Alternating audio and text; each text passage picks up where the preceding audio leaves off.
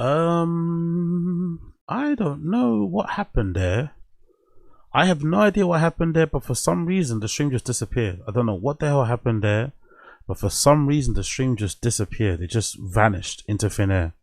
I'm not too sure what the reason was for that. Please forgive me. But for whatever reason, it just disappeared. Don't ask me why, but it just did. So we're back again. We should be back now. We should be back. We should be back. We should be back. But if it's not back, it's not back. Anyway, let's continue and let's just talk about Alex Pereira and then we can move on. So Alex Pereira, the fight between Alex Pereira and bloody Cyril Gane was pretty incredible. I was very confident Cyril Gane would get the job done. Not gonna lie, I was very confident my guy Cyril Gane will get the job done. Not going to lie, and I'm happy to report he got the job done. For the most part, I think striking wise, people maybe underestimated Cyril Gane's striking. I think obviously because Alex Pereira's got the power, he's got obviously the Muay Thai experience, blah blah blah blah. But when it comes to striking as well and being elusive, Cyril Gane is probably really high up there, especially when it comes to his feet. He's very light on his feet for somebody as big as him. He's very elusive in the octagon, as I mentioned. And he's got decent power. He's got decent power. He's got decent power. He's not like a knockout artist, don't get me wrong, but he's got decent enough power. And you know, if you're precise in, like, what did I think that's Conor McGregor, right? Precision of a power or something. Or maybe a lot of boxers and fighters say that. If you're able to be precise, you can definitely be deadly in the octagon. And he was precise. He ended up being deadly. And I think the fight ended, was it second round or something? I forgot exactly what round it was. But wasn't too surprised. I really wasn't. But one thing it told me was this: all of the pre-hype about Alex Pereira being the GOAT is definitely pre-hype. And again, recency bias. We don't put enough respect on the legends of the game, and we have a lot of, you know, we have a tendency in general, especially us UFC fans, MMA fans, if somebody's killing it now, we completely forget, you know, people that come before. The person that's killing it now is the one that we're kind of cheering along for. And obviously Alex Pereira's done a good job in terms of putting on some great fights, great wins, winning belts and stuff. But can you just imagine what John Jones would have done to Alex Pereira? If Cyril Gane did this to Alex Pereira, could you imagine what John Jones would have done to him? And could you just, and now it puts into perspective just how good John Jones is, because John Jones walked through Cyril Gane. He literally walked through him. Like, bell rang, he just walked up to him and just did what he wanted. And Cyril Gane was able to dispose of Alex Pereira pretty easily, I think, for the most part, you know, without suffering much damage. So just imagine how good John Jones is. Just imagine how sensational John Jones must be for this to be the fact. Like, it's absolutely crazy. It's absolutely flipping crazy. And again, whenever John Jones does come back, likelihood of him coming back is probably kind of slim, given, you know, what's happened on transpired between him and Dana White in recent years or in recent times. But one can hope, because that's the fight you really want to see, especially now since, you know, Cyril's got the belt. You never know what that confidence does when he gets an opponent, Alex Pereira, what that can also do to your confidence. And maybe that loss against John Jones, although there was a big skill gap, talent gap, maybe he could argue and say a lot of it was also just confidence, going into octagon thinking, oh shit, I'm facing a GOAT, I'm facing a legend, and maybe letting the situation or maybe letting the occasion get the better of you and kind of overawe you, you know, if that makes any sense. Maybe he could explain that, and maybe with this belt around his waist, he might be like, you know what, now I'm feeling confident, now I want to take on Mr. John Jones. So let's see what happens with that one. Let's see what happens with Blood Clot, that one. Talk about seeing what happens with that one. Big up Cape Verde, big up Cape Verde. An amazing, sensational performance from Cape Verde, an amazing, downright sensational performance from Cape Verde. They absolutely killed it, mate. I'm so happy for them. They got a 0-0 draw against Spain in the World Cup. Obviously, considering the size of Cape Verde, considering that Spain are current European champions, sorry, this is an incredible result, very unexpected. And although Cape Verde parked the bus, let's say, they had a couple opportunities where they could have won the game, especially at the end. Right at the end, they had a corner where they could have legitimately won the game. And whenever they did go forward, obviously they had a lack of quality in places that matter. Maybe a lot of the players were just overexcited on the occasion and just didn't pick the right option and let the crowd buzz and enthusiasm get the better of them. But they did have some opportunities on the break. Spain were there for the taking. Now, maybe Spain were trying to lull them into a false sense of security, like trying to leave the door open and say, hey, come down or come in, right? So that they could counter. But I don't think so. I think whenever Cape Verde counter-attacked, whenever they were able to kind of bypass the press, the press right in their area, especially the forward press or the press from the Spanish forwards, let's say, when they were able to bypass that and get into the midfield, they basically had a clear run on goal, kinda. So Spain weren't that great. And Cape Verde, if they had their shooting boots on, if they were able to string some passes together, especially in the final third, they did well building up from the back, I thought, for the most part. But once they got in places that matter in Spain's half, they kind of shit the bed a little bit, they kind of got a bit nervous, got a bit crazy, maybe picked the wrong song, who fucking knows. Either way, they unfortunately couldn't get that goal to really sweeten the deal. But still, a 0-0 draw against Spain, considering how small of a country Cape Verde is, considering their lack of experience at this particular level, was an incredible achievement. Really fucking happy for them, especially the goalkeeper for Cape Verde. He's like, he's in his 40s, if I'm not mistaken, right? This guy, what's his name? Vozinha. He's in his 40s, this guy Vozinha. He's in his flipping 40s, right? And what he did in that particular goal was absolutely sensational in terms of the saves he was pulling off. I think there was one in particular that he pulled off. He did like a two-parted save where he stopped the goal, he stopped the fucking follow-up, and just generally was a beast. He had one of those days. He had one of those flipping days where nothing was getting through to him. Nothing was getting through on him. And obviously he had this really nice touching comment that he made at the end of the game where he said basically, because he was crying, right, all the emotions of the event got the better of him, or the match, and he was flipping sobbing in tears on the field, which made again sense considering the scale of the competition and the fact that Cape Verde have never been on this kind of playing this level at all before in their particular history.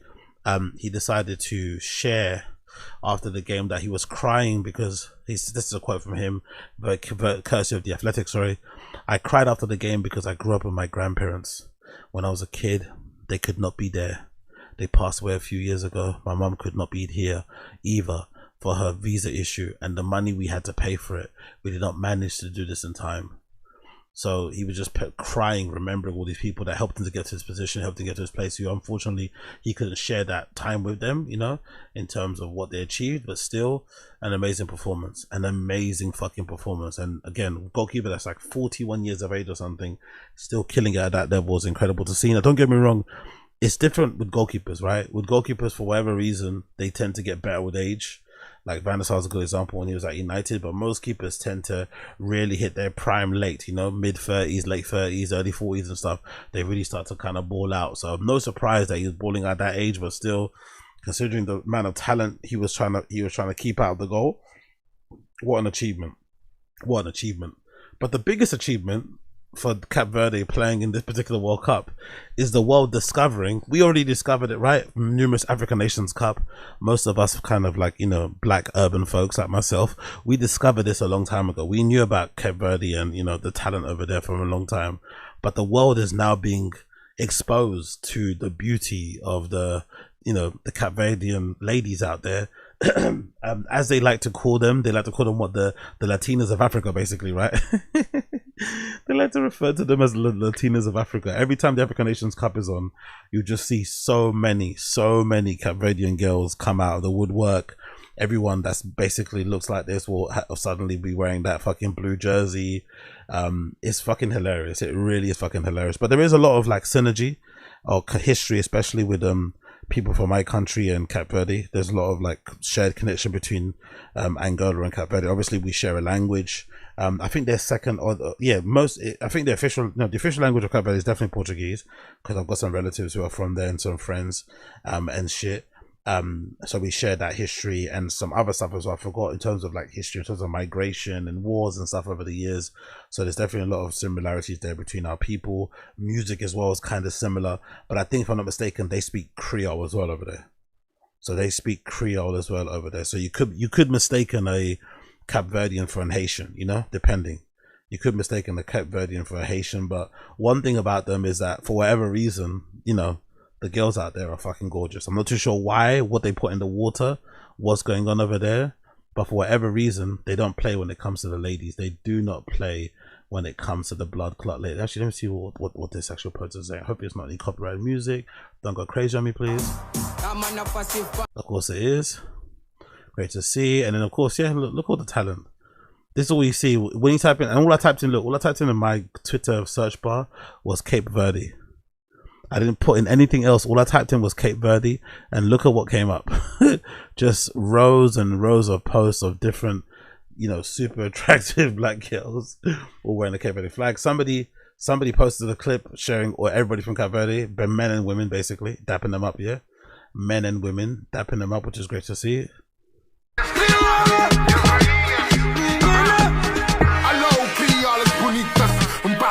Bom dia, qualquer lado que nos ouvem, valorizem a melodia. Foi feito com muito carinho, foi feito com muito amor. Deus te ilumina em os caminhos, para modo inocente é o valor. Belezura, tarangana, zura, vence cura na nos ventura. Mate brilho na nos mulher, tudo lado nos tem poder.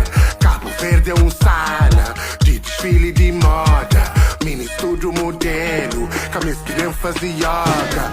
A mim gosta de caramelo, que es que gosta de rolar cabelo. Preta doce de cabelo beijo, humor em minha quem é desejo. Branca fina de cabelo fino, copo leite lá de palmarejo. Gentinha lá de prainha, que tá bem de pastel com fresquinha. Pretty cool, isn't it? Pretty fucking cool. So yeah, big up all the Cape Verdeans out there getting all the love. Getting all the love. It's great to fucking see. It's great to fucking see. They absolutely killed it, obviously on and off the pitch. They're here killing it on and off the pitch as well, doing the damn thing, showing the world war go on. It's absolutely hilarious to see. It's absolutely freaking hilarious to see. Big up all the Cape Verdeans out there. Big up all the Cape Verdean soldiers. All the Cape Verdean soldiers out there holding it down. All the Cape Verdean soldiers out there holding it down. You get me? We love to see it. We absolutely love to see it. We absolutely love to see it. Okie dokie. Moving on up.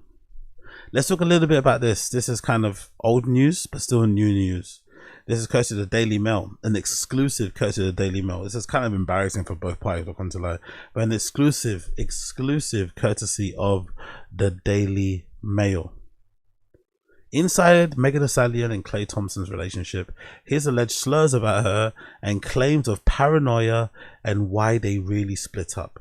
So, for whatever reason, I don't really know why, for whatever reason, this particular relationship, celebrity one, has been very controversial for both parties. I don't really know why, because it never felt like it was going to last for a long time anyway. I'm not too sure. I don't think, from the outside looking in, maybe it's different when you're in it, of course, but for us looking in, it didn't really look like that anyway. So I'm surprised why both camps are so determined to correct the record on what exactly happened and didn't happen.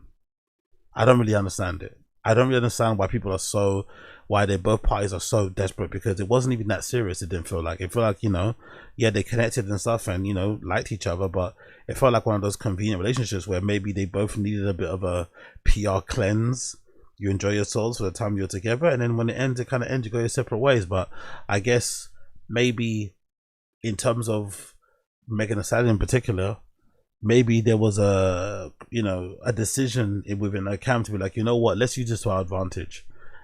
Even though this has ended and it's not the best outcome, let's use it to our advantage to kind of like clean your image and maybe place you differently, because it really was strange. I remember when it happened, I remember saying to myself like, why? Because when they originally did break up, I think there was a statement from TMZ officially from Megan. I think her team sent a statement to TMZ that said, yeah, we've broken up, this is why. And I think then she put out her Instagram story thing. So clearly they were working together with these press outlets, media outlets like TMZ, to get her narrative out there first, or maybe to quote unquote set the record straight. And obviously when that happened, it made Klay Thompson look awful, because it made him seem like he was a cheater, he didn't treat her right, And then obviously it came out through rumors, through whispers, that that wasn't really the case. That really wasn't the case, and it was more so Klay Thompson maybe not feeling, you know, how the thing was going, direction it was going in. Now, for me, the issue that I have with this article, which we're going to read in a minute, right? The issue I have with this article is that I think this article basically alleges that Klay Thompson or somebody close to his team is basically saying the reason why they broke up is because Klay Thompson didn't like how ghetto Megan Thee Stallion is. And as somebody who has been very adamant and I've been very kind of like forthright in my opinion that I think Megan Thee Stallion lied about the Tory Lane shooting, but I'm also very adamant in saying that in a weird way, I think Tory kind of deserved it because he was doing a bit too much. He got too greedy. At that time when he went to the fucking house party at Kylie's, he was already fucking Kelsey. He already fucked Kelsey. They had a situation where they were kind of on and off. And he was also fucking Megan behind Kelsey's back. And then at the house party, according to Tory Lanez and on that song that he's got, I forgot the song, don't quiz me. But on that song, it basically makes it seem like Kylie was also giving him eyes. So he, in my opinion, he got too greedy. And when you get too greedy, all bets are off. You can't control the situation because now you got 3 women who are pissed off. You know what I mean? And no, you know, what you call it? No man knows a woman's scorn. No scorn is a whatever that quote is about women's scorn, right? So no, there's no wrath like a woman's fury. You know what I mean, right? That whatever that quote is. So he had 3 of those women in that scenario. So he kind of played himself. So I fundamentally do think Megan Thee Stallion did lie about Tory Lane shooting her, but I also think Tory Lane did it to himself because he did too much. Now, with all that being said, I don't really like the anti-Megan Thee Stallion rhetoric that exists within black media space, especially with the men out there. There's a little bit too much vim put on it. There's a little bit too much. It's a bit too personal. None of these motherfuckers. One particular clip I saw of academics going super in on Megan Thee Stallion. It's like none of these people know Megan Thee Stallion personally, right? None of them have dated her personally, know her from what I'm aware of. But they have very strong opinions about her as a human. Like, and it's a bit strange. I think sometimes people, especially some of these guys online, whatever hatred they have for black women that are like Megan Thee Stallion, they kind of use her. They kind of use criticizing her as a way to kind of get it out there because they're afraid to kind of say it with their chest. Oh, I hate black girls. I like this and that. They kind of use Megan as a kind of conduit, you know, to kind of say whatever nonsense they want to say. So I think that's a bit out of order. And what I'm going to say before I read this article is that I'm not a really big believer or fan of people when they get into relationships and they do this thing where they're like, oh, I don't like how you are, right? I'm not the biggest fan of this I don't like how you are thing because you knew exactly what I was like when you got with me. Megan Thee Stallion's been very clear, very open, very, you know, out there with her personality. I think no one's confused. Or no one's gonna be surprised by what Megan Thee Stallion is like behind closed doors because you kind of get a sense of what she's like based on, you know, how she presents herself online. So Klay Thompson coming out and kind of alluding to the fact that Megan Thee Stallion was maybe too ghetto for him, I personally think is a bit of a piss take. It's a bit of a piss take because you knew exactly what you're walking into before you got with her. It's almost like people that complain about women that have like high body counts. It's like, brother, you're with a fucking OF girl. You're with a fucking escort. You're with a stripper, whatever. Do you know what I mean? You knew what you're getting into when you got there. You can't now get with a person and demand that they change how they live their lives. They change how they make money. They change just their behavior. They change their attitude. That's not fair. You're better off finding somebody that doesn't have those things that you don't need to change than finding somebody who has those things and then wanting to change them to fit your preferences and needs. That's not fair, and all parties included. So, you know, as much as maybe there's some blame that could be levied at Megan for what she may have done this stuff, again, I don't know what it was. I still think the idea that, oh, she's too ghetto to be held down, she's too ghetto to be wifed off is fucking insane. And I feel like if you're Klay Thompson and you're putting out this narrative that, oh, I didn't want to, you know, be with her long term because she was too ratchet, is crazy, because part of the reason why somebody would like someone like a Megan Thee Stallion was because they're ratchet, you know?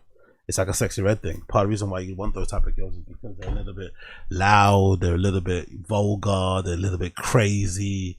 Do you know what I mean? They're funny. They're just, that's what you kind of want. You want them for what they are. You don't want them and kind of to neuter them and shit. It's a bizarre thing. I don't understand what's going on there.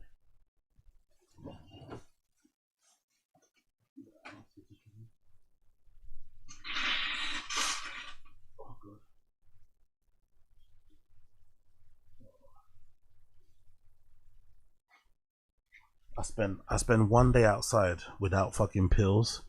I spend one day outside without fucking anti-allergy pills, and my fucking nose gets clogged up so fast.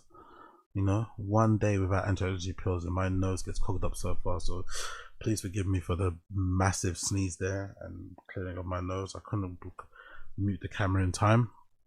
Please forgive me. Please forgive me. Please forgive me. Let's continue. Inside Megan Thee Stallion and Klay Thompson's relationship, his alleged slurs about her, claims of paranoia, and why they really split. Cheater.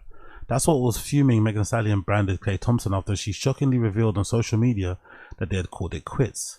The Savage rapper 31 alleged via an Instagram story in April that the pro basketball player was unfaithful to her and added, holding you down through all of your horrible mood swings and the treatment towards me during your basketball season. Now you don't know if you can be monogamous? Bitch, I need a real break from this after this one. Bye, y'all. By the way, I didn't like that bit in her statement. I forgot to mention that too. I didn't like that bit in her statement. Holding you down through all your horrible mood swings and treatment towards me during the basketball season. Because it made it seem like he was being abusive. It made it seem like he was being physically abusive or something. I did not like that at all. I did not like that assertion. I did not like that assumption. I did not fucking like that. I really do not like that at all. I thought that was absolutely disgusting.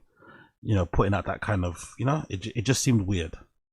It just seemed weird to put out that kind of narrative because, you know, he's a professional basketball player. Of course he's going to have mood swings. Of course he might not be in the mood to chill and watch something on Netflix if his team loses or he has a bad training session or he's injured or something. Like that's normal. That's kind of part and parcel of being with a fucking professional athlete. Yes, you get to go on fancy dates and shit, but if he loses, you know you're not getting anything. You know what I mean? You know you're not getting any action. If he loses, you know you're probably not going to go to that your book. You know you might as well book that. You might as well cancel that booking at Nobu. You know, that's part of it. But to make it seem like he was being physically abusive and stuff is a bit mad or psychologically abusive. Let's say, right? It continues. Now a source close to Thompson, 36, has exclusively revealed the offensive comments that the NBA star allegedly made behind Megan's back, prompting questions about his true intentions with the rapper. He was over her and didn't want to be with her, the insider said. I think he wanted to break up with her for a while but just didn't know what to do. I don't like this, by the way. This is very disgusting. As a man... Sorry. Bloody hell. Actually, let me get an anti-allergy pill. Bear me 1 second while I get an anti-allergy pill. I need it.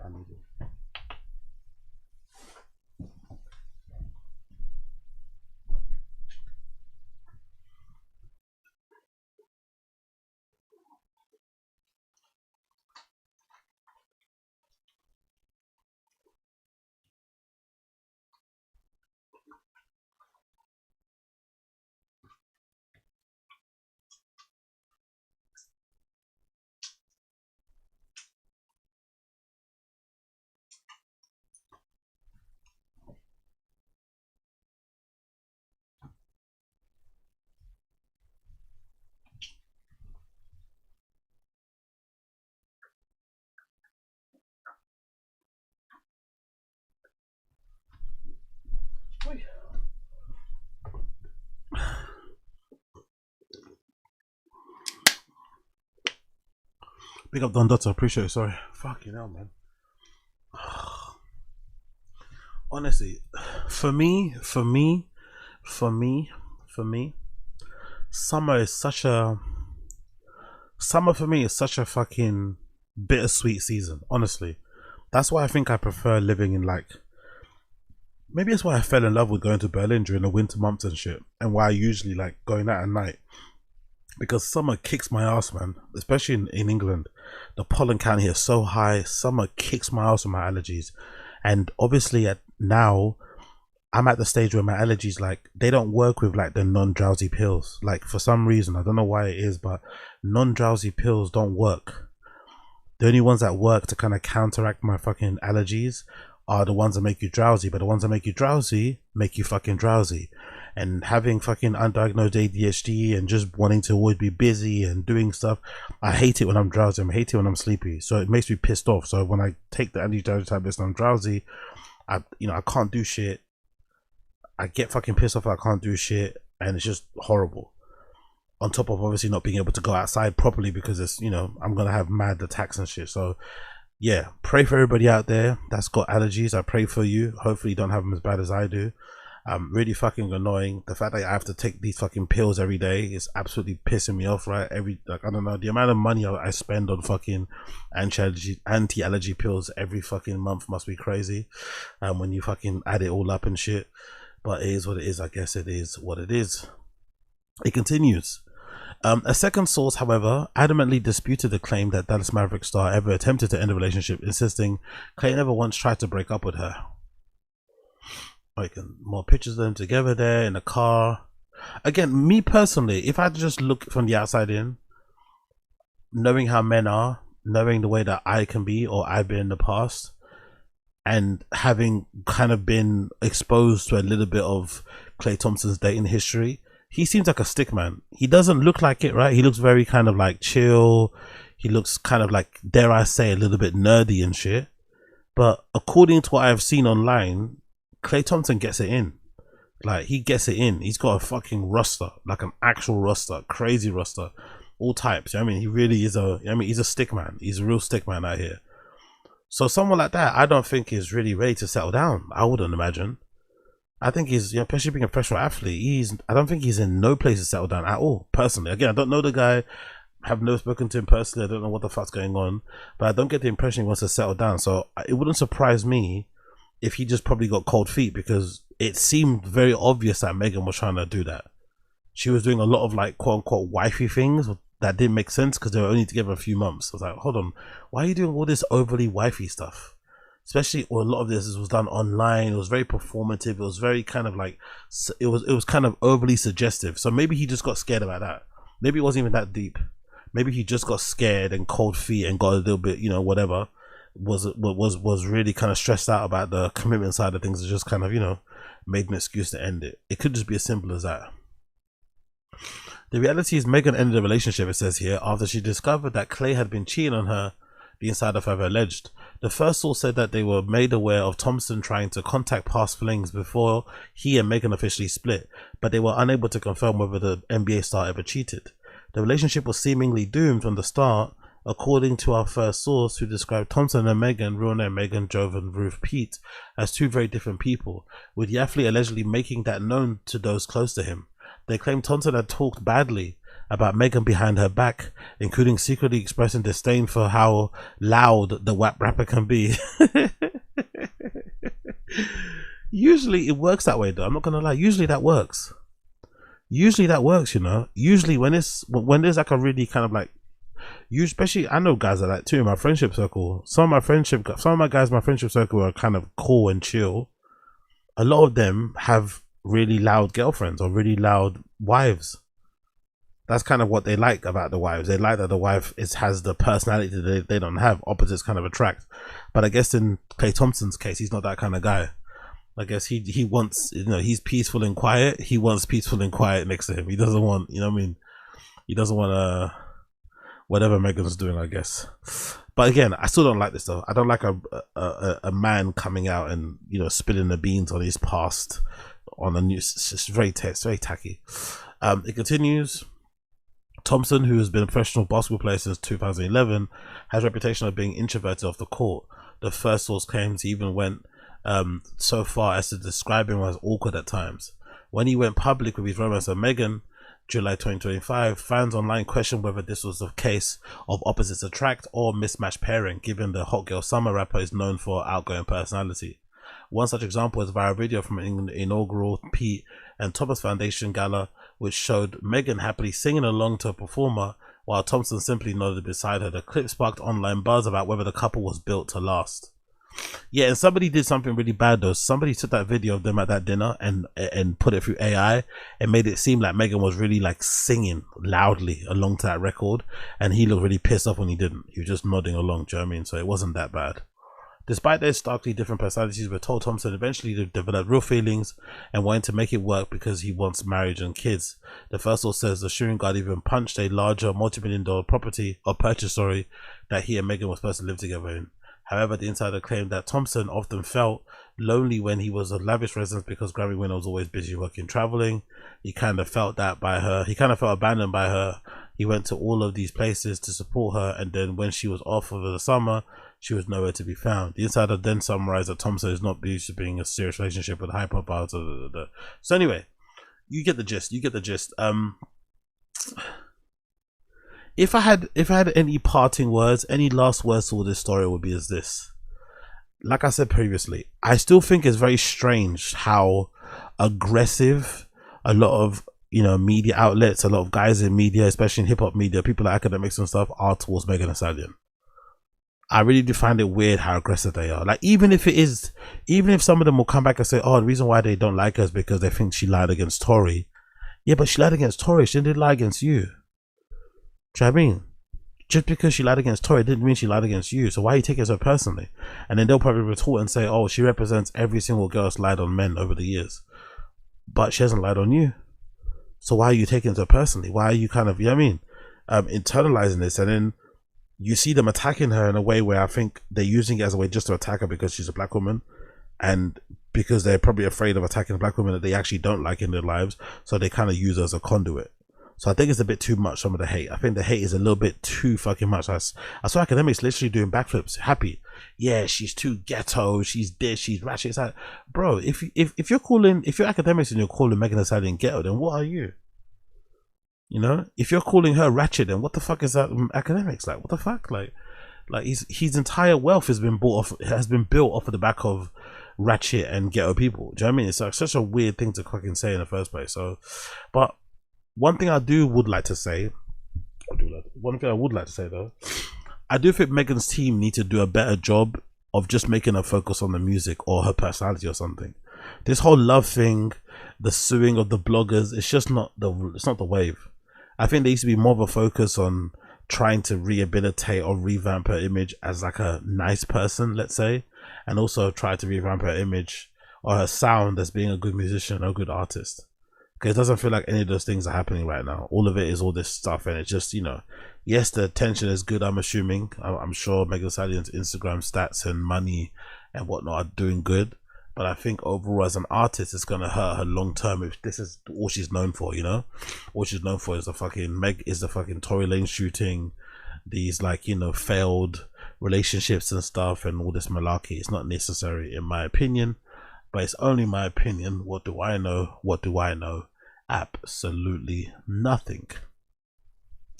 Talking about being with complicated women. Talking about being with complicated women. Have you guys seen this? So a few years ago, there was this crazy video that was released. I think it was near London Bridge. Maybe it wasn't London Bridge, but wherever it was in London, where there's a guy jogging down the street. A woman kind of passes him by and he pushes the woman into the street. Luckily, the bus driver that's on the road as he's coming kind of behind, you know, approaching the woman, he sees what's going on. He's able to like dodge and miss her head by like inches. Eventually, you know, the video comes out, but the guy never gets found. It never gets revealed who the guy is. I think this was 15 years ago. And now all of a sudden the guy's been arrested. It's courtesy of Daily Mail. The Putney Pusher has been arrested. The Putney Pusher. I'll play the clip so you can kind of see what I'm talking about. But it was a crazy thing. I remember this went viral many years ago at the time because it was so fucking brazen and crazy. And obviously the woman could have died. Like, she was mere inches away from fucking having her head squeezed like a fucking watermelon. You know what I mean? A multi-millionaire banker descended from royalty has been arrested by police hunting the Putney Pusher. The arrest comes almost a decade after a jogger shoved a female pedestrian into the path of a double-decker bus on Putney Bridge. Traffic coming on the right-hand side, so it was really quick. I have to say, every time I cross this bridge, I think about it. Oh, yeah, I was about to say, that's the driver 15 years later. You know what? I was thinking the same thing. I was thinking, how did the driver realize? How was he anticipating? Because if you see the clip, right, he legitimately anticipates her falling, and he kind of like steers the fucking car out of the way. Sorry, the bus out of the way. He legit anticipates her falling, and he kind of steers out of the way. So I wonder, did he know, or does he always keep an eye out for that, like in case somebody trips over or a dog steps out on the road? I don't know what he fucking did, but that was incredible skills from the fucking bus driver. I'll play it one more time. Let me put it full screen. I'll play it one more time. It's fucking incredible bus driving skills. A multi-millionaire banker descended from royalty has been arrested by police hunting the Putney Pusher. The arrest comes almost a decade after a jogger shoved a female pedestrian into the path of a double-decker bus on Putney Bridge. Traffic coming on the right-hand side, so it was really quick. I have to say, every time I cross this bridge, I think about it. But I'm not traumatized. But yes, it stands somewhere in the back of my mind that The suspect is a director at a private bank. The horrifying incident in 2017 went viral and garnered international headlines. Absolutely crazy. Absolutely fucking crazy. So the guy's finally been found, right? They finally found who he is, and they said he's a private banker descended from royalty. This is the guy that did that thing. Private banker, like a highfalutin upper class person, is the guy that pushed this innocent woman nearly to her death. And you know why this happened? Most likely. You know why this happened? Most likely. Who would have guessed a guy that would push an innocent woman into the road in an attempt to kill her would also be pretty much a bit of a cunt? I bet you he's an absolute cunt in real life. And what likely happened is that his husband, boyfriend, girlfriend, wife, side ting, whatever, had a big falling out with him, knowing this secret all these years, and then just confessed it to the police to get him back. It definitely was somebody he's in a relationship with. And you know what's really crazy about it too? I thought to myself, like, what could somebody do for you to do that? Because you know, if you go to the police with that person's secret, if you go to the police and say, hey, you know that guy that pushed that woman into the street 15 years ago, I know who it is. You know, if you say that to the police, that your guy is probably going to go away for a long time in prison. Like, you know you fucked his life. You know you fucked his life. So it makes me wonder, like, what could you have done that would make somebody do that? Like, cheating. Is cheating enough to make the person that you was in a relationship with go to the police and tell them that you're the one that literally killed that woman? I don't think it is enough, but god damn it, what karma in it. 15 years later, the karma comes back to bite him in the ass. But it's probably deserving, because like I said, I bet you any money when the reports come out, like, because eventually whatever bank he works for will get fucking doxed, and ex-employees or current employees will come out and start saying, yeah, he's a cunt. No one likes him in this fucking bank. Every time he comes into the office, he kind of changes the mood and makes it fucking sad and depressive. So it wouldn't surprise me if, like, in real life, this guy's an absolute piece of shit, you know. And nobody in his friendship circle will be surprised by this, you know. Nobody in his friendship circle will be surprised by this. But yeah, crazy situation to see. Happy the person got arrested and found. Happy the person got arrested and found, because Jesus Christ, what a crazy situation all around. What a crazy situation all around. Everyone's doing fucking weird stuff out here, man. Everyone's doing fucking weird stuff out here. Moving on. Big up Pacha. Big up bloody Pacha. Big up bloody Pacha. So Pacha New York opened the other day. They had a Rampa event, and if I'm not kind of confused, I think there was some sort of rain delay that affected some of the performances, but officially Pacha has been open. I think it was open actually a couple of days before that. There was a game, Brazil, whoever they played the other day, was actually streaming live over there at Pacha New York. So the legendary club Pacha has finally opened in New York, has finally opened. I've seen some reports on the Raves NYC Reddit that the actual club itself is a bit disappointing in terms of what it looks like. It's a bit sparse. There's not much, you know, glitz and glamour about it. I think people maybe had in their mind the original kind of obviously idea of what was going to go in that particular club, in that particular space, with the previous club that obviously had to shut down because they ran out of money and they couldn't, you know, get their stuff done to spec and to regulations. But in terms of just what it looks like, in terms of just a club and what it does, I think it works.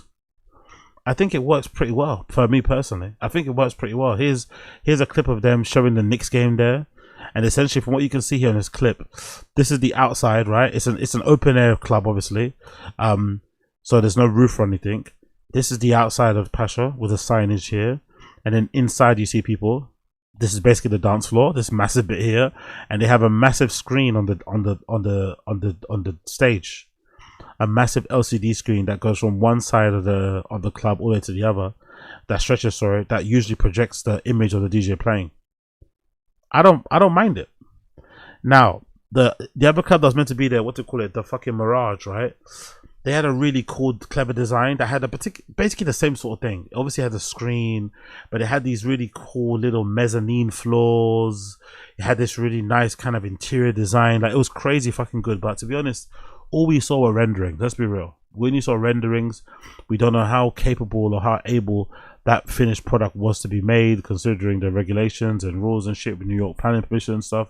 So, you know, we can't really compare and be pissed off because the renderings of a previous club aren't the same for a new club. What Pacha do in terms of being operators, I think at that kind of level, they know how to put events on. So I think what Pacha did with this particular rollout or this particular build out was that they probably wanted just to make sure that they got it up and running.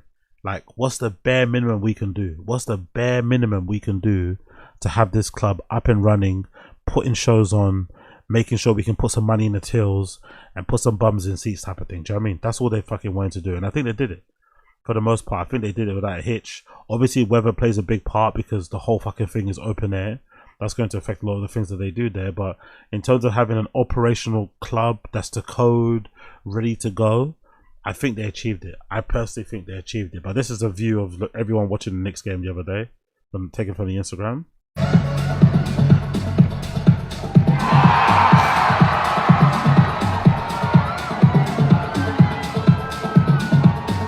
That's pretty cool, man. That's pretty fucking cool. That is pretty fucking cool, man. I'm not gonna lie, that's pretty fucking cool. In terms of what it looks like. In terms of what it looks like, I think even the DJ booth is slightly raised, right? The DJ booth looks slightly raised there in the front as well. So if you're on the dance floor, you can actually see the DJs playing. There's a massive LCD screen. Again, like crazy long. That from what I saw with the Rampa stuff, projected some of the images of them playing on the screen, so you could always see them performing, no matter where you were in the audience. I think they did a good job in terms of just getting it ready to go, ready to open, ready for people to kind of come in and club and shit.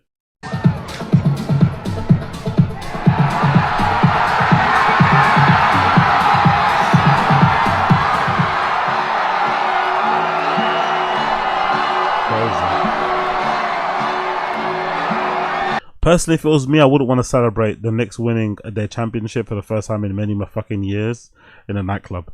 I want to be in the streets. I either want to be in an Irish pub or I want to be out in the streets with actual fans. I don't feel I want to be in a club with club people. Not gonna lie. I don't like mixing my sports and my clubbing experiences. But I'm not really a big mixer. That's probably why I don't like kink raves, you know? That's probably why I'm not a big fan of kink rave. I don't like to mix my sex with my clubbing. I wanna go clubbing, and that's what, if I want to watch football, I want to watch football. If I want to go to a fucking strip club, I go to a strip club. I don't want to mix the two things type of thing. You know? I'm one of those type of weirdos.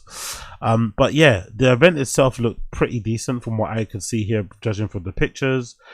Prosper was also playing alongside with Rampa. I think that might have been a special guest that was actually billed the whole entire time. Prosper out there too. Recently dropped an album that's actually pretty decent. I've been listening to that this past weekend. But overall, man, I quite like it. I'm not gonna lie, I quite like it. It's ready to go. It's ready to fucking go. It's not got all the bells and whistles. It's not got all the bells and whistles of Mirage. Don't get me wrong. It doesn't have all the bells and whistles on fucking Mirage, but it definitely is ready to go. Let's go next. New York. Danny Tegali playing there. You see the Pacha New York logo.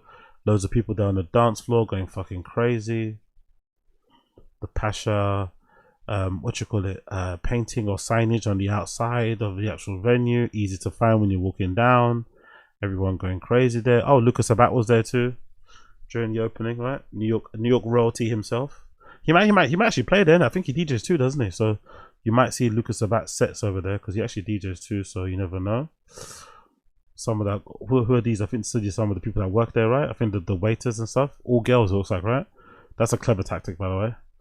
The bar staff being all women is a very clever tactic, and making them all wear these short skirts and these tops and shit. I know exactly what they're doing. Very smart.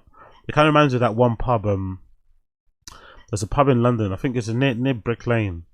And I think the owner is friends with like Tracy Emin, the contemporary artist, and there's loads of like Tracy Emin pictures and sketches that she kind of gave the owner as a gift, all dotted, all displayed around the pub. And if I'm not mistaken, they only hire girls, they only hire women, or girl bartenders, they don't hire any men. And it's full of just like, you know, cute little East London girls. And it's full of a lot of dudes, you know.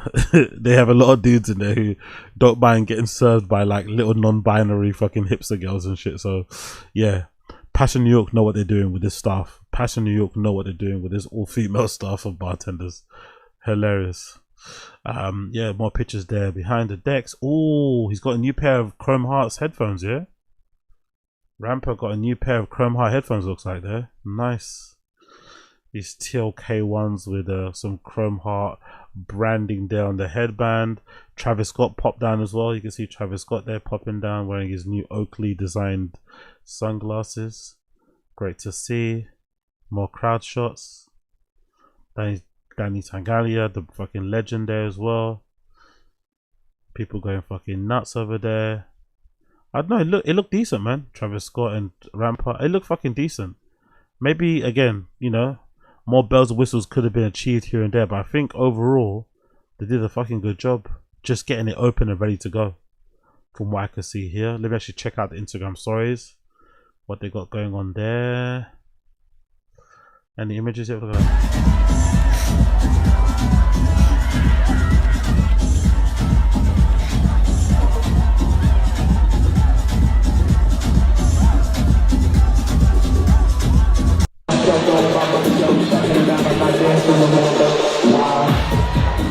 Nice.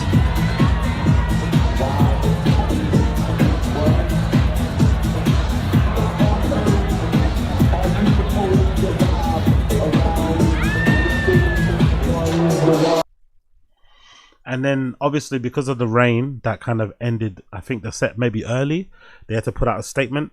They said the following: on Sunday, thousands of you came together in Brooklyn to create something special. From the moment the doors opened at 5 p.m. to energy, positivity and support you brought helped make Unblocked an unforgettable celebration of music, culture and community. Unfortunately, at approximately 11:45 p.m. severe weather, including lightning and storm activity, moved into the area, creating conditions that made it unsafe to continue. Although the event was scheduled to continue until 2 a.m., conditions didn't improve, and we ultimately had to end the event early. Oh, that's a pain, isn't it? So they had to end it basically, I'm assuming, before, yeah, maybe 12 p.m. probably, or 12 a.m. to be precise. Which, yeah, 2 hours left is like, fuck, so close to, you know, rinsing it.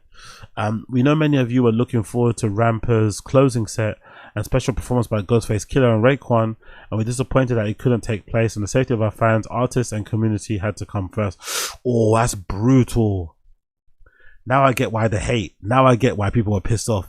So you got to see Rampa perform and maybe Ghostface Killah and fucking Raekwon, right? Get on a mic and do their thing. But instead, the special guest is like Prosper. Or no, Prosper plays before. And some people within the fucking, I don't know, do you call it tech house scene? Whatever they fucking, you know, I don't know if I would call it even Prosper tech house, but whatever. People within that scene are not really liking the Prosper album, or think Prosper being pushed down people's throats too much. So imagine if you're not a fan of Prosper, you're gonna go see Rampa play. Prosper play before Rampa, but then the weather goes left. The weather takes a turn, and then the event gets called off, and you can't see fucking Rampa play. The last person you get to see play is Prosper, who you hate. You'd be so pissed. You'd be so fucking pissed. You'd be so fucking pissed, innit? And I wonder as well, could they have continued if they had maybe a covering around the DJ booth? Is that maybe something people are pissed off by? Because maybe they could have said, hey, if you wanted to make it open air, cool, but just make it so that the DJ booth has some sort of cover so that it won't kind of damage the equipment or make that unsafe. But people on the dance floor don't think would have cared if it was raining. People on the dance floor would have cared at all. Just give them fucking, you know what I mean, disposable fucking weatherproof ponchos and shit, and they're fine. I don't think people on the dance floor would have cared at all if it was raining. I think the Solomon event proved the other day, right? The Solomon event in New York that was fucking rained down. Everyone was there fucking having a good time. So I wonder if that would have actually helped to the situation. But regardless, I think this bit of communication is a good sign that they're doing the right thing, you know? I think this communication here is a good sign, doing the right thing. But I do find it interesting they didn't post this on their Instagram feed. I think this is a good thing that they're communicating like this with the punters and the ravers. But I do find it interesting that they didn't post this statement on their Instagram feed. They put it in the stories, you know. They don't want they don't want those comments.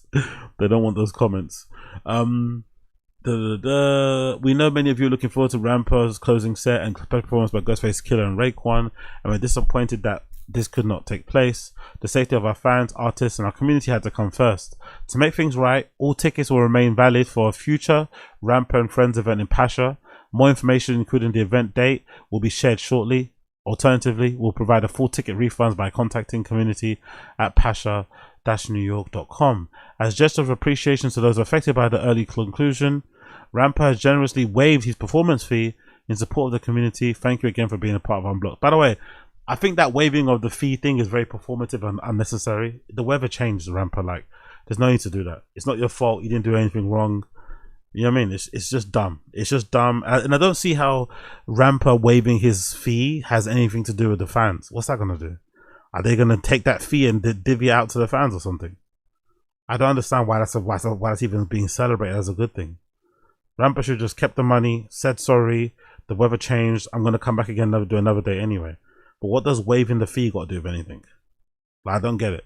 I really fucking don't get it in this regard. I really don't fucking get it in this regard.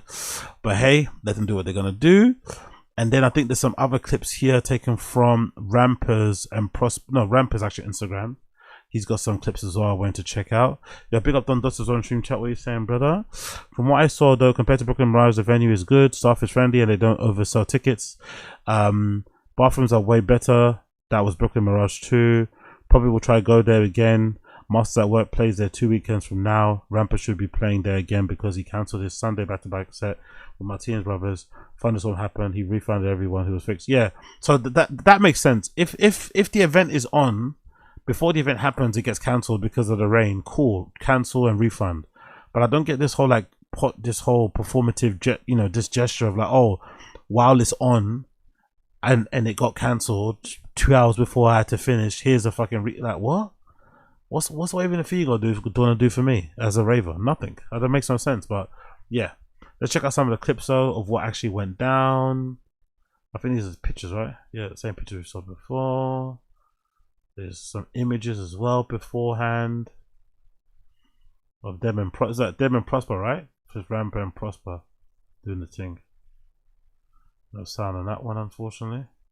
It's like a walkthrough of the club and what it looks like. Massive space though, isn't it? It's fucking huge. Oh, that screen is huge. Massive space. Massive. Oh, is that fucking is he trying to get out all the bad vibes there, right? Hilarious. But yeah, massive space. Great to see. I don't know why there's no sound in this video, but yeah. Really fucking huge space. Yes,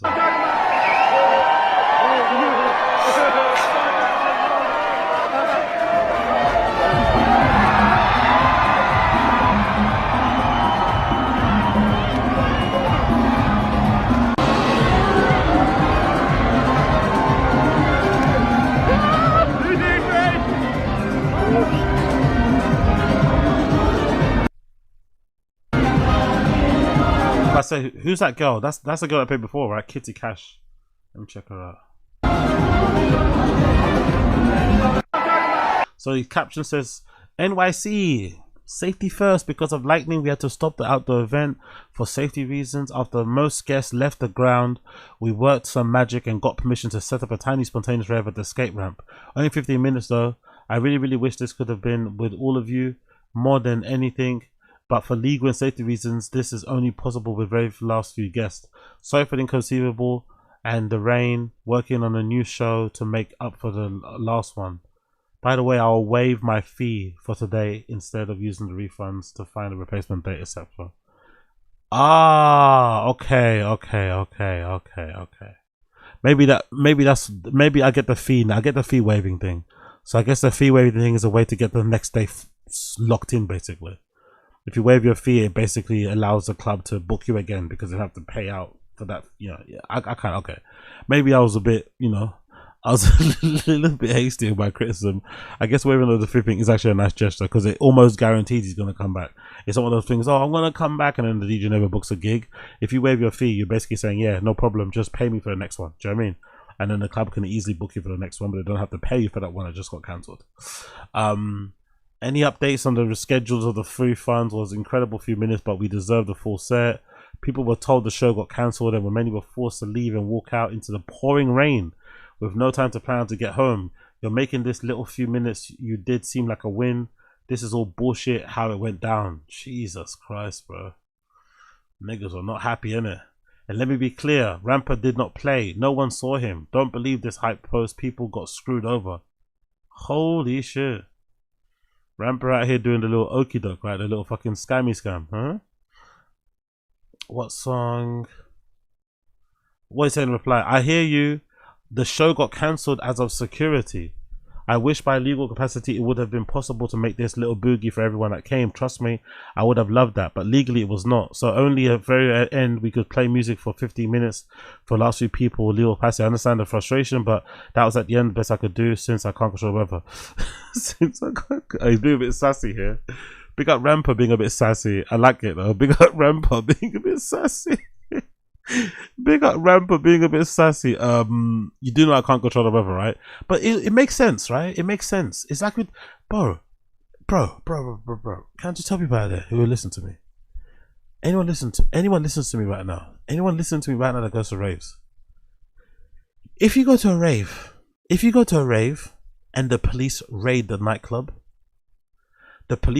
nightclub, you're at an open air festival somewhere and there's a fucking thunderstorm or something, you don't leave the dance floor. The police come in, they shoo everyone away, you're all outside, you don't leave the venue until the last person leaves, just in case. That's the first rule of raving. You never leave just in case.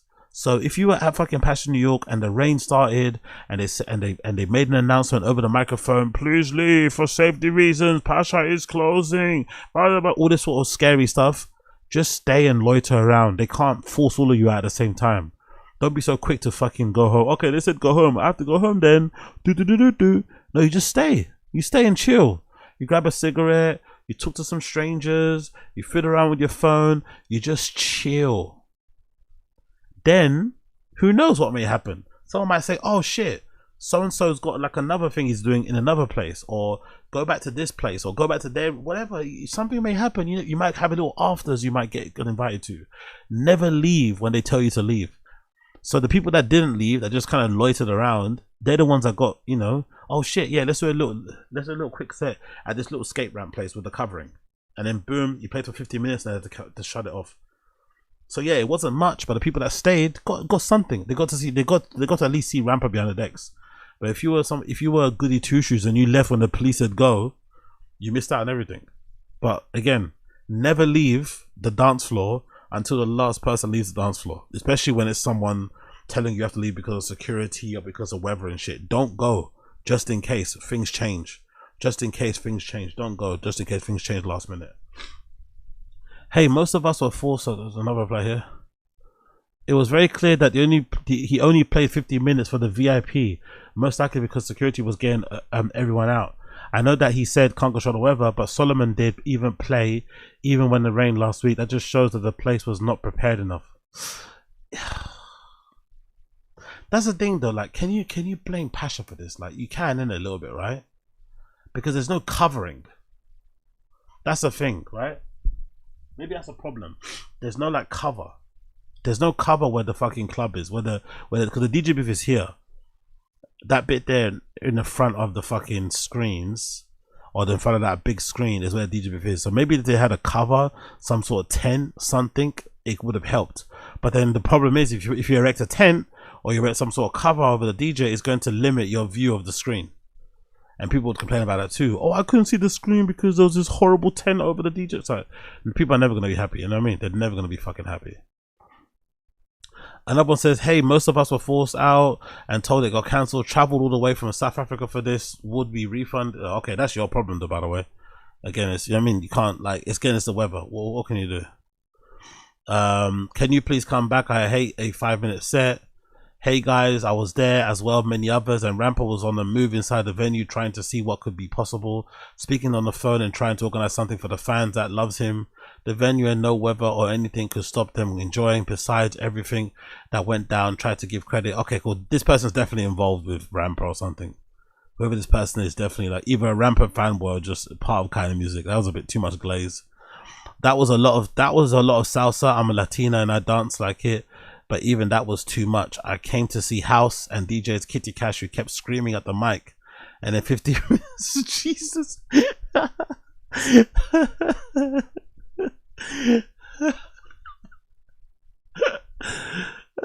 up, who are you? Big up Ari Wall Street. That was a lot of salsa. I'm Latina and I dance it. But even that was too much. I came to see House and DJ's Kitty Cash, who kept screaming at the mic. And then 50 minutes of Rampa. What was that? Bloody hell. Why do people in dance music hate microphones so much? Honestly, you try and pull out a microphone in Berghain. You try and pull out a microphone behind the decks in like a, you know, traditional techno kind of club or whatever. They fucking hate it, bro. They hate microphones. I don't know why. They hate DJs that use microphones. It's such a like a pet peeve. When literally the foundations of dance music or DJing in general involve the microphone, you know, it's like, it's weird how the people that don't like DJs that hold the mic or use a microphone. Big up, actually, let's check out Kitty Cash because she mentioned Kitty Cash. Let's check out Kitty. Has she got any clips of herself there? Let's check out Kitty Cash. Did she play anything? Can we see what she did? Big up Kitty Cash. What does she do out there? What does she do? Is that her? Is that her? Oh, that's a good outfit. I'm not gonna lie, she went crazy there. Yeah, that's her playing there, isn't it? Her.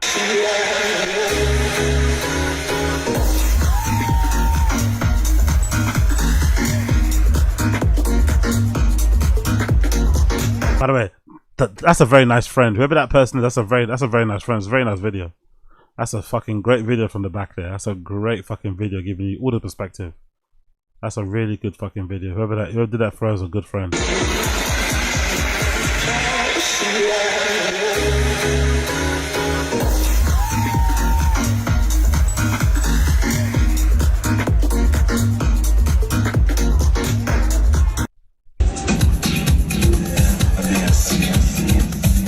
By the way, wasn't that previous song House? Come on, Ari Wall Street. I heard House there. I was like, I came to listen to House. Too much salsa. That was House.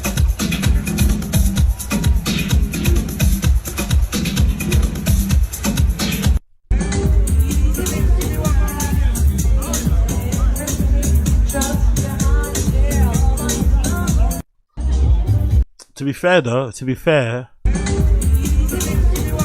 there's not a lot of dancing going on in that crowd, isn't it? It looks like everyone's standing around. I'm not gonna lie. I don't know if Kitty Cash didn't really get people. There's not a lot. And you know what's really sad though? There's a lot of, Jesus Christ, a lot of white people, isn't it? There's not a lot of diversity in that crowd. They've all clearly come to see Rampa, you know? That's a problem as well. They've all clearly come to see one person. They're not what I mean? No one gives a shit. But so it's like, it's a tough crowd to win over anyway because they've all come to see the one person, Rampa. But there's not a lot of dancing going on in that crowd, man. There's not. Some people turn their backs. They're talking in circles. Like, these people here are just waiting for Rampa. They're standing right by the railings to see him up close. They do not give a single fuck about what she's playing right now. You know, they don't give a single fuck. They just wanted to kind of hurry up and finish. So, yeah, I think a lot of frustration was that they had to put themselves through this, and then Rampa still didn't come on. You know, they had to get there early to get a good seat, to get a good standing position. But then when they got there early, Rampa still didn't come on after. That's a bit brutal.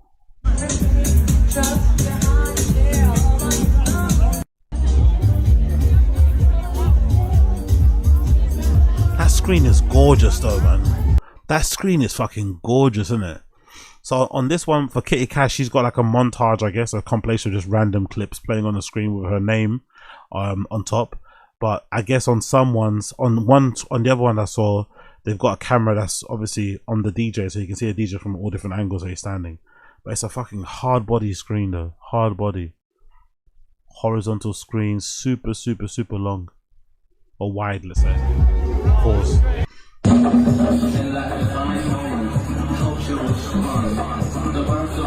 Yo, kind of music, is it her, or is it kind of music people don't dance? There's a lot of standing around, isn't it? Where are the dancers at, man? Like, God, every time the camera pans to a crowd, I just see some fucking static people. Look, niggas are all static. Not a single motion, not a single sidestep, nothing. Fucking hell.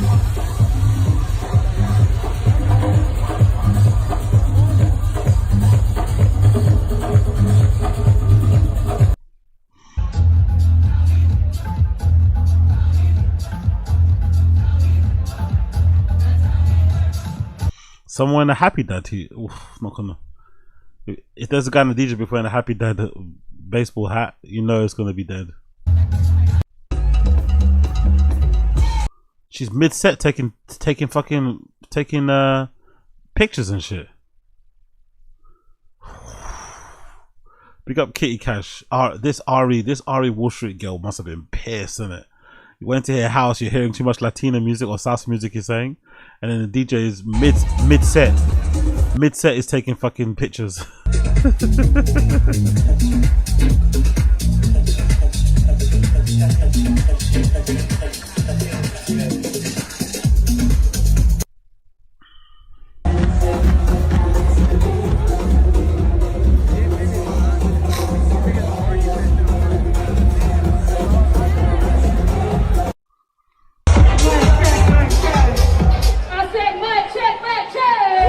Oh, is that what she's doing on the mic?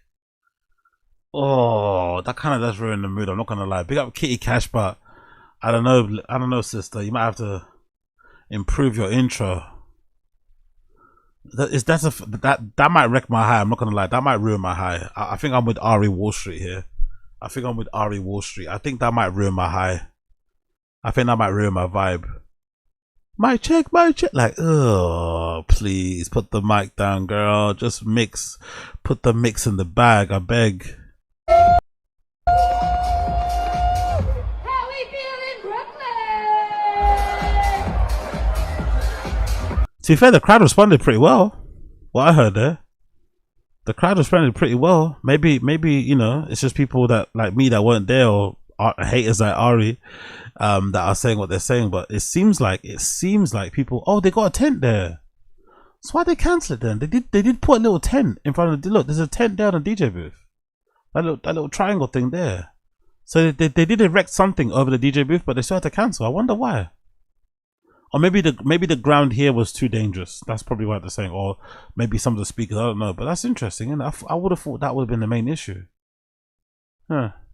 But maybe it's, oh yeah, maybe it's the speakers too. Maybe all this stuff is health and safety in it. Because this stuff gets wet, and then there's a fucking, you know, it might electrocute somebody, blah blah blah blah. This rain.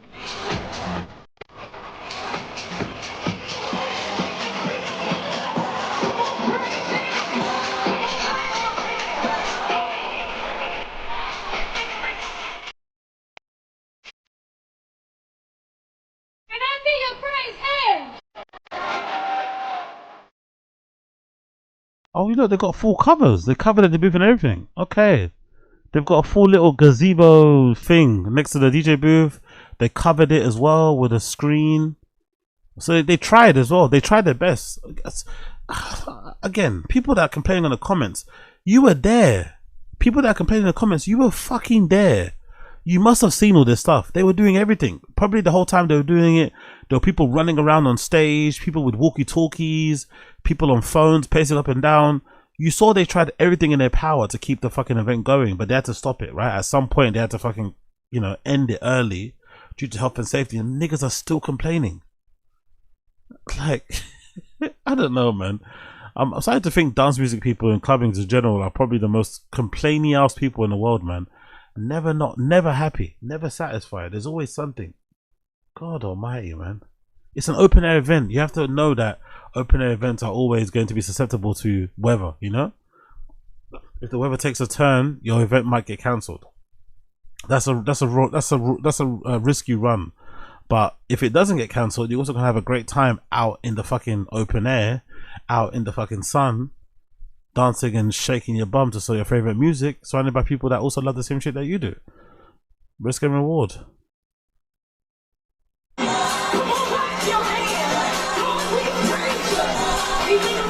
I see your praise hands, Brooklyn?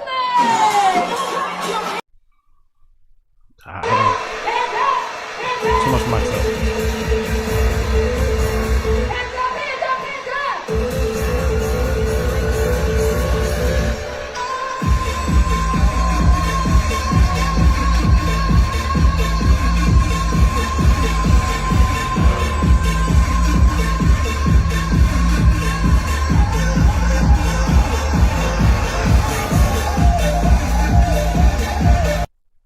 To be fair, it looks like she killed it after though. She got them warmed up. I think maybe the rain might have helped. The other clips I saw, the crowd wasn't being responsive to her, but I think afterwards the you know, it kind of did work. It looks like people were dancing and shaking their asses.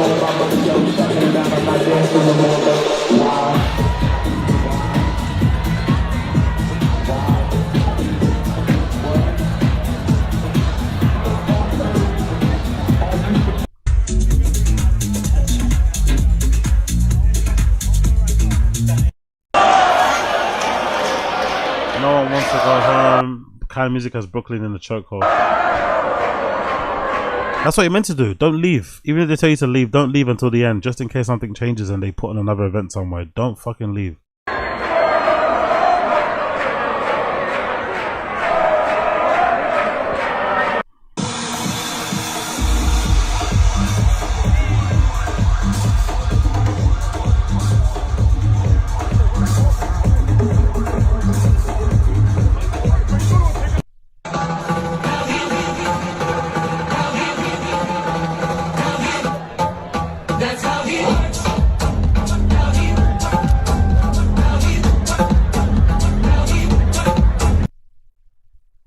Yeah, the Pede jacket goes crazy, I'm not gonna lie.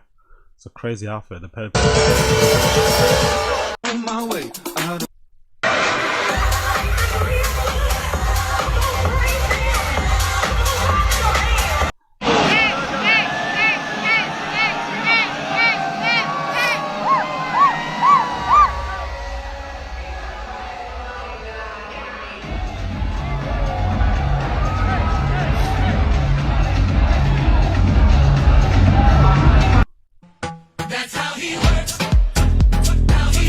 Shout out to Kind of Music, they really are making it tonight. Hit, okay, cool.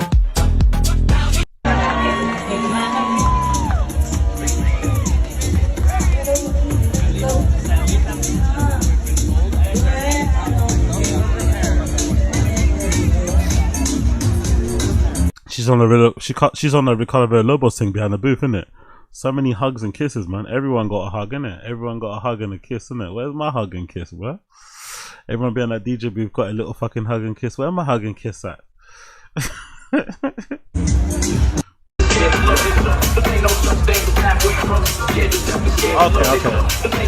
Okay. Look at the mood improved a lot. These videos when the rain, these videos, I think these are later on in the night because everyone's got their ponchos on. The vibes later in the night definitely did improve. You can see like people are loosening up and shit, which is probably why people are really pissed off. I think that's why people are really pissed off.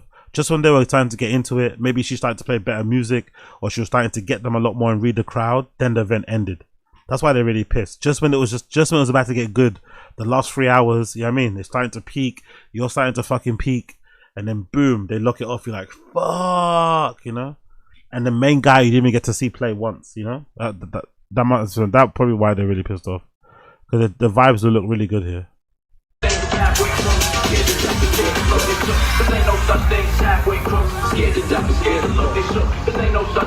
Tune.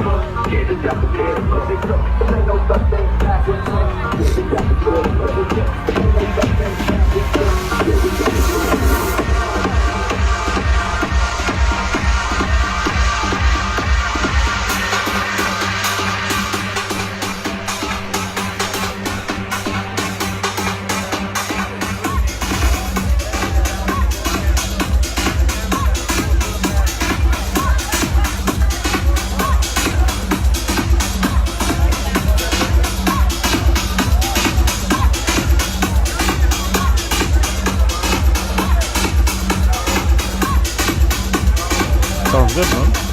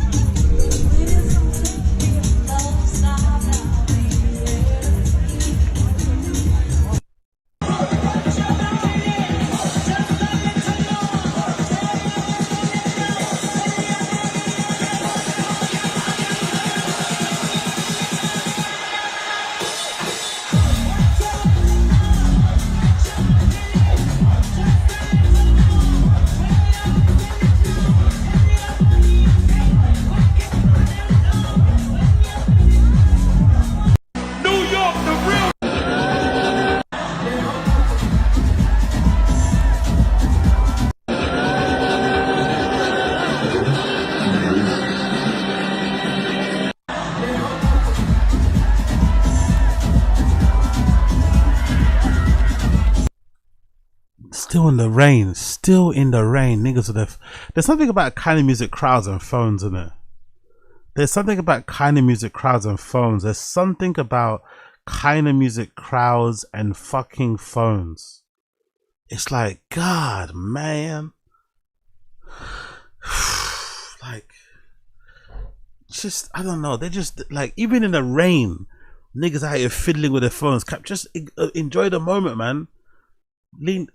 Cock your head back, stick out your tongue, let some of that fucking rain acid, you know what I mean, drop on your fucking tongue and go fucking crazy. Enjoy the moment, man. Rub up against somebody, you know what I mean, start moonwalking on the dance floor because it's all slippery on something. Niggas just like fiddling with their phone trying to capture. You're not gonna capture the rain and the vibes on your phone, man. Just enjoy it while we're there, bro. Come on. But kind of music crowds love their phones, bro. They're always getting their fucking phones out, always whipping those things out.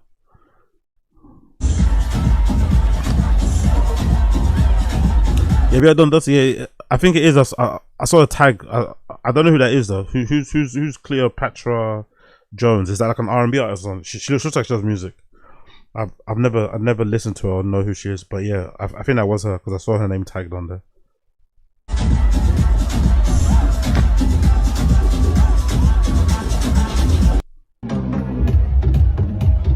Yeah, the vibes look like they improved, man. Looks kind of cool, man. I'm not gonna lie. I'm looking forward to visiting fucking it. And I'm guessing that's VIP, right? VIP was on the stage. I'm guessing that's the VIP. Oh, look at this.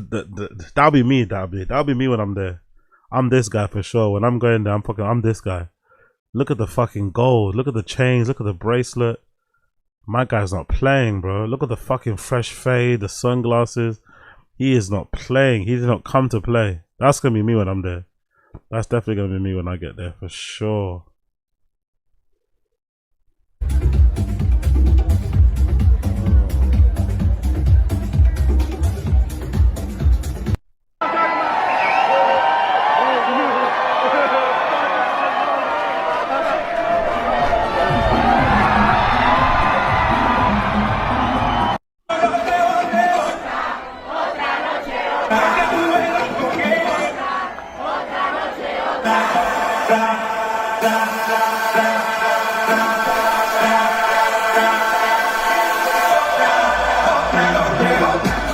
Oh, she's a DJ. Okay, cool. Yeah, big up her.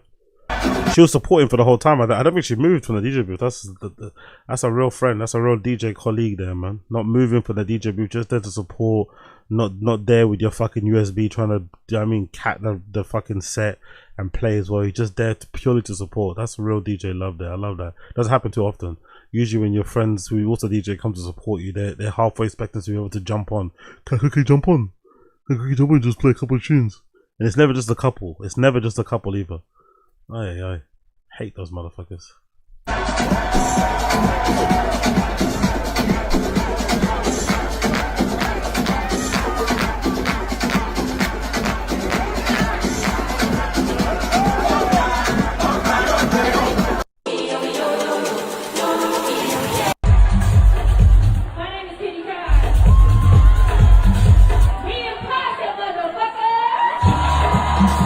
Seems like everybody loved it though.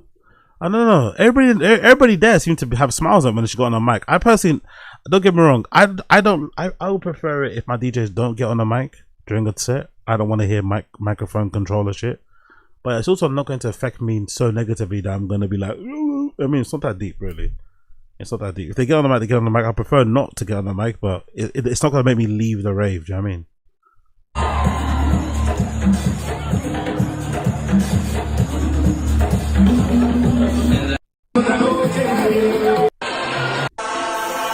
Is there another one with Rampa?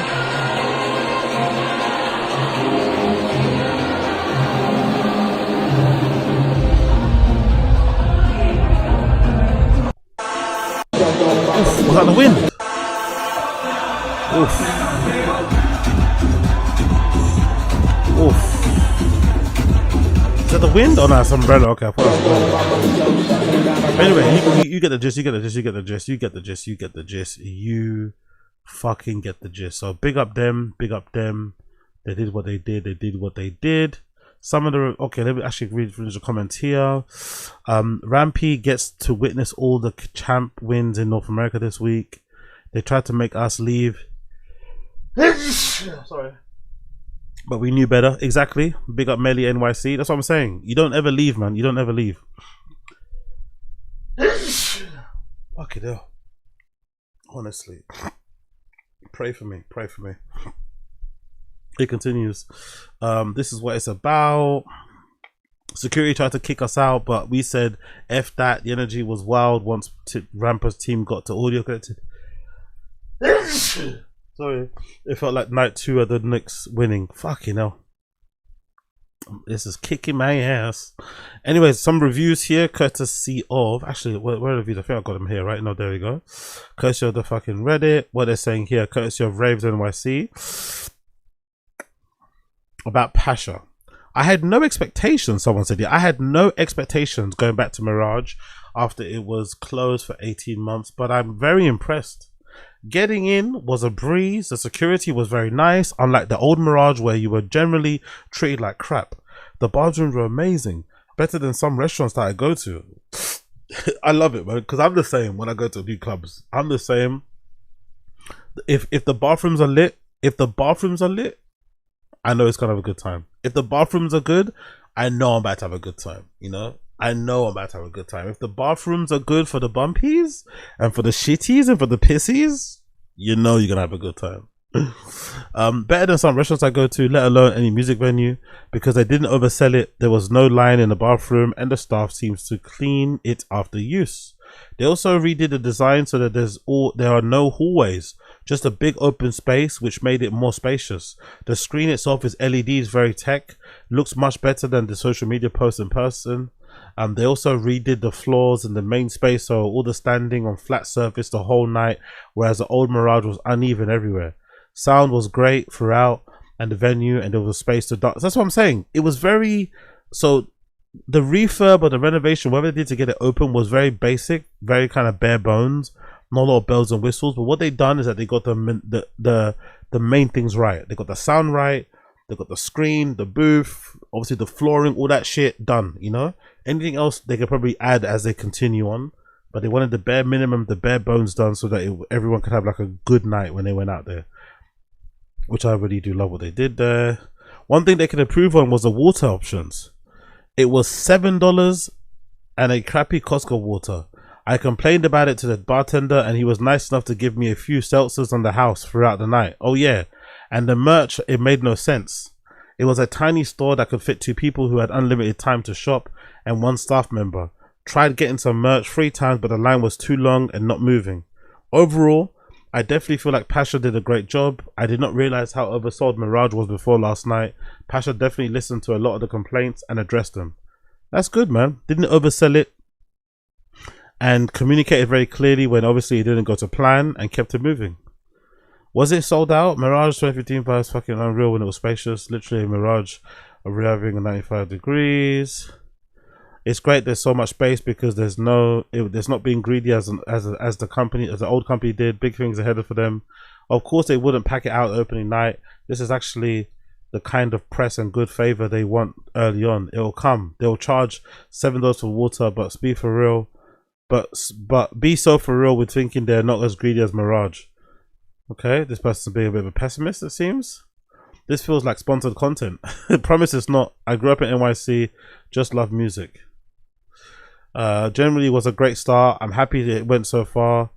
It went, where was it so far? I already had a better time there than I did towards the end of last season at Mirage. Had enough space and people weren't rude. Probs to the local community board who really pushed the venue to not oversell tickets using the same loophole Mirage did. If the community hadn't pushed back, I think it would have been a Mirage clone entirely. The stipulations in place now allowed them to pull the liquor license if they violate any of the terms. Oh wow, really? So if they do oversell, they can just get their license took away, the liquor license. If they get a liquor license taken away, it's the end of the club. So yeah, there's a lot on the line. That's probably why they're, you know, doing all that stuff. Good. Another person here says Rampa and Prosper are not a good combo together. Pacha Mirage is cool so far, to a good start, but they have got a lot of work ahead of them. I'm optimistic they'll keep it improving as time goes on. With that being said, Rampa and Prosper are definitely not a good pairing. The set was very disjointed, with like two drunk dudes fighting over the Spotify jam of someone's phone at pre-game with a JBL. Danny was awesome earlier. I'll be there tomorrow. Wu-Tang. I feel like this would have been fine as a 7pf rooftop set, but it's way too late. Okay, so I guess yesterday was Rampa and that girl, and then Saturday may have been the Prosper and fucking Rampa. Yeah, it wasn't amazing, but the NY Knicks winning during the Danny was cool, and so was the fact that the crowd was more chill than expected. I love Danny, which is the reason I went. I had fun at Kinda last year, so I had expectation, but yes, this BTB wasn't good. Overall, still great experience. Also, we'll add the venue at this stage is nice. Staff was nice. They have bathrooms, also nice. Yeah, another bathroom person saying it's good, and water and free water stations. Space makes sense. Good layout, not overcrowded. Even though it very easily could have been music and crowd to be determined.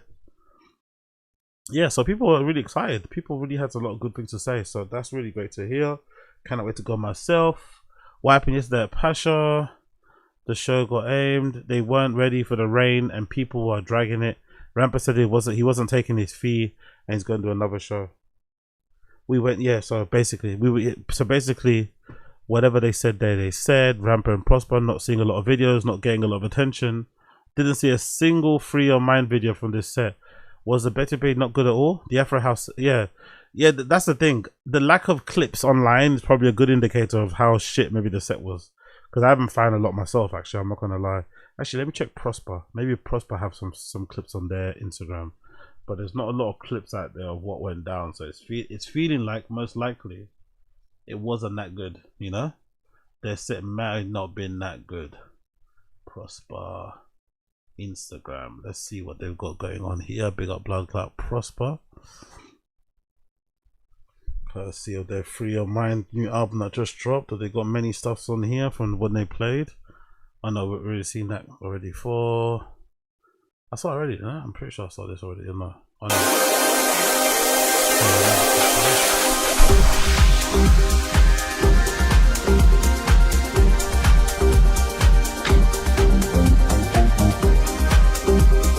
To be fair, it is true though. Having listened to the Prosper album, which I enjoyed, they do make a good point though. Stylistically and sonically, they're not really similar at all. It's a weird back to back. It'll probably be better if they just played, you know, different set times. Back to back seems a bit. Even set times would have been weird. They don't really belong in the same lineup. I don't think they don't belong. It's like playing. It's like having fucking It's like if you had what's his name, Josh Baker, playing there back to back with Rampa. Also wouldn't make much sense. You know, maybe even the Moshak wouldn't make much sense as well, playing back to back with Rampa. So it's a bit of a strange mix. It's a bit of a strange mix considering what Rampa usually plays, which is mostly Afro House, right?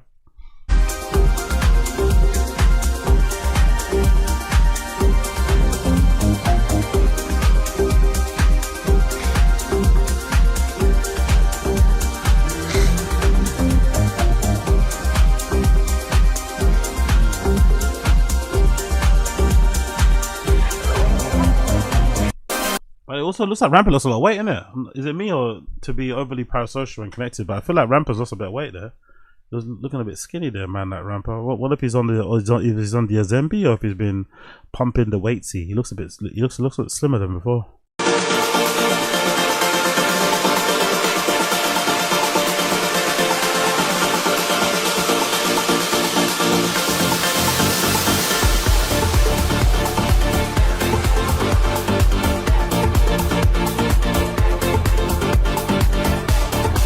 Yeah, I can see what they meant. It's a bit of a strange mix, and it don't really seem that they go together too much. And someone posted here, the Afro House era is dead. It's time to move on. I don't think that's true. I think that's a bit unfair to say. I think the Afro House era or the Afro House is a genre. You know what I mean? It can't die as long as people are playing it. Maybe the ones that are like, you know, that only listen to Afro House because it was trendy and cool, it might be dead to you, but I think to everybody else, it's pretty much still alive. I wouldn't necessarily say Afro House is dead. Maybe what they need to do is just maybe spice up a little bit, inject some new life into it, you know? That's one thing you say about kind of music sets. They're a little bit safe, they're a little bit boring sometimes. But people are saying, I haven't been to a kind of music rave in a while. They're actually playing here soon, right? I think in August. But I've heard some people say that Anmi is actually killing it and providing the necessary like pop and buzz and energy and a bit of vibrancy in his set. They're saying that of the three, Adam Paul, Rampa, and Anmi is the one. He's really legitimately killing it. So I'm not too sure, but I wouldn't necessarily say the Afro House era is dead. I just think maybe the brand that the kind of music guys play is a little bit tired. Maybe the way that they play is a little bit tired. Hopefully they, you know, correct course. Maybe they won't, and if they don't, it makes sense too, because if it's not broke, why try and fix it? You know. They've made fucking they've become multi-millionaires, I think you'd imagine, off the back of that particular sound. It's turned them into huge megastars. Why do they need to change it now? Most people posting have been negative towards it. Can't wait to see the fallout from Unblocked. I feel so, can't wait, you know. Jesus Christ, people are so negative in dance music. Jesus, I can't wait to see the fallout, you know. I feel so bad for the people who were there all day and night to have to sit through garbage, and then Rampa gets rained out. Then security, third party jokers, not Pachas themselves, try to kick everyone out while Rampa is still setting up inside. I had to tell 3 security guards to blow me because we can all see the DJ mixers lifted onto the little stage next to the exit. Rampa and TMB played a few songs until 1 AM, then Pacha cut it. Jesus, what a shit show. Honestly, we weren't there for long. Tell you, we walked in, spent a shit ton of money at the merch store, then they called it off when it started pouring. My girlfriend and I were hanging with the Pacha employees, figuring out a point of sale system while this was all happening, which was all a blessing in disguise. We only went outside for 2 minutes when we got there, saw Kitty Cash was on stage, and figured getting merch was a better idea. Honestly, incredible hate. I love this level of hate. We only went outside for 2 minutes. When we got there, we saw Kitty Cash on stage and figured getting merch was a better idea. Honestly, the hate is strong. Big up Kitty Cash, man. Big up Kitty Cash. Keep your head up. Keep your head up. These guys don't know what they're talking about, man. The lineup was garbage, so it made sense that it didn't sell well. Rampa set was cancelled, but he did a small pop-up for some time. Oh my god, that's fucking brilliant. Don't have 8 artists on the lineup. You do realize that even if Rampa went on stage one time, that B2B with the Martinez brothers was only going to be 2 hours long. Rampa's totally not trying anymore. He's just taking his money. Good. Yeah, true. Do other artists even get opportunity to play at Pacha? I don't think so. It was probably the goal to promote the goal. This entire event was put together by Rampa and FamFam, another project of Rampa's. He chose this lineup. He knows his fans want to see him and not fucking a couple of guys from Wu-Tang that don't matter to most. Why would Pacha give a fuck about promoting local talent? Do you see any of the local clowns on a future lineup? I don't think so. Jesus, this person's really angry, man. Okay, I run a TikTok account, EDM shows, post a video of the event, but skip 3 on mine since I'll overplay it. Okay, cool. And another person here is saying it's fairly evident about kind of music. It's fairly evident looking at the collective right now as of June of 2026. It's obvious that they're intentionally stripping things back. The shift in their approach compared to last year and night and day in 2025, they were everywhere. On top of their individual solo bookings, they locked down cloud appearances on Tulum, Coachella, Off-Sonar, alongside blockbuster shows in Paris, London, and New York. But put yourself in their shoes. This is a crew that spent well over a decade recording, touring, and building a legacy designed to last. While they were already underground giants in Europe throughout the 2010s, their mainstream US breakthrough didn't hit until the Burning Man momentum in 2022. They break out Coachella debut in 2023 and legendary Blocking Mirage takeover in 2024. You can even take the case that the Drake's Honestly Nevermind featuring tracks from co-produced by the boys broke the tension of the casuals.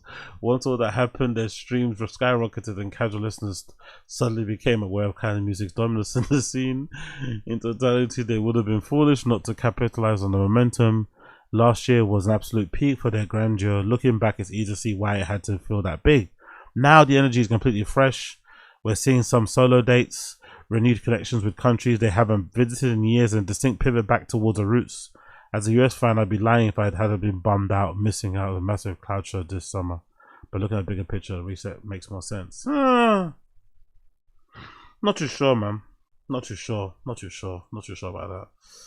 I'll wait and see. Anime is straight cooking in all these sets. I'm here for it.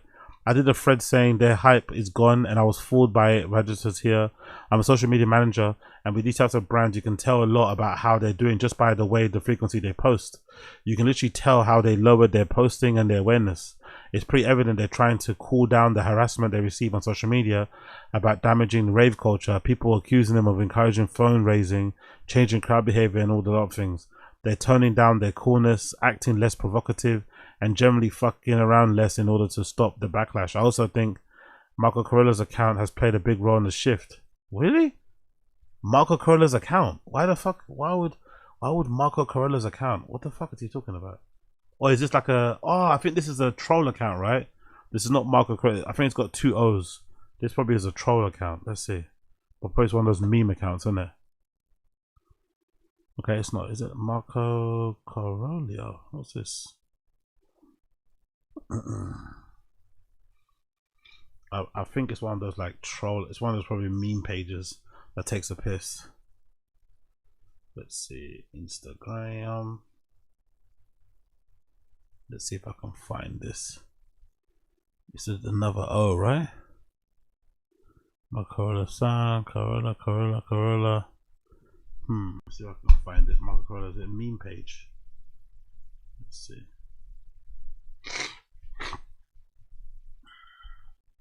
Maybe it's that one, right? With the 2 A's.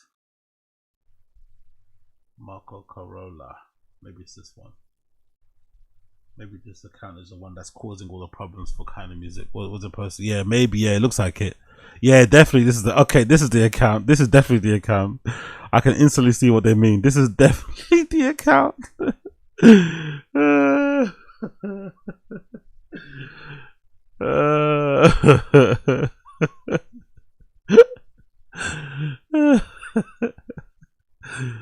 Look at the outfits. Look at the kind of music outfits with the fucking scarves underneath the hats and shit. Oh my god. Horrible. Horrible. Okay, cool, yeah. Maybe this is it, yeah. The kind of music look. Jesus Christ. This one is for MX, yeah, Mexico City for sure. What's it got here? What's this? Hey bro, can you film me while I do the dance? The dance, you know, the dance is fucking crazy. The dance is fucking crazy.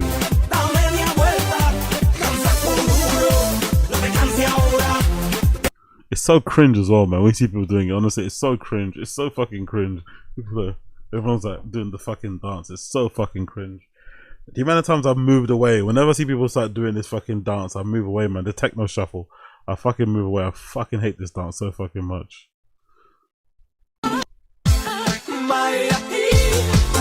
That's fucking hilarious, man. That's fucking hilarious. The music they put on it is fucking hilarious. Oh yeah. Too much. So kind of music. So allegedly, kind of music are getting ripped by this particular page, which might have led a little bit to the tone down of what they're trying to do, because they're getting memed out of control by this particular page allegedly. Instagram be reality. What's this? Instagram.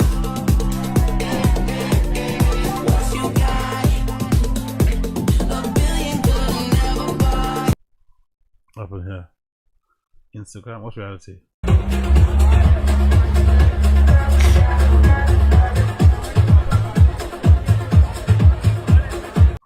Last night was a movie. It's fucking crazy, by the way.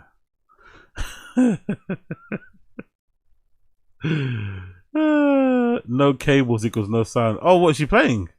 Big up this girl, man. If this is real, big up this girl. What a legend. Okay, no, nothing's playing. That's fucking amazing, though. Big up this girl, though. Look at that entire fucking setup. No fucking cables plugged in. You gotta love it. You gotta fucking love it. Okay, cool. Well, big up Kind of Music still. Big up Kind of Music same way. After seeing Ami set in LA and what Adam Porter is doing with his 360 shows, I think this will be a solid era for the boys. Curious to see what type of partnership Thomas Bangalter and Rampa form. Also think it's important to note that these guys never play festivals. I think in today's modern world of a lot of DJs, oh yeah, true, they don't play, no they do. Adam Porter's playing that free point, free eyes points festival. They do play festivals. What are you talking about? Also, I think it's important to know that they play festivals. I think modern DJs need a lot very active on social media in order to be continuing to be able to control it. I'll read that once again. Also, I think it's important to note that these guys never play festivals. I think in today's modern world, a lot of DJs need to be very active on social media in order to continue to be contracted at festivals. Most American DJs, with them reducing their marketing, they also go back to their roots, which seems to be received very well. Just improve your playing, man. I don't think all this complicated marketing and approach and going back to the roots is important. Can you just improve your playing? Just improve your playing, improve the music selections.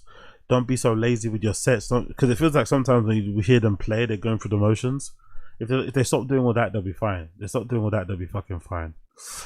There's a few videos on Rampa and them not playing in fucking the the Pacha NYC though. There's a few videos here from TikTok.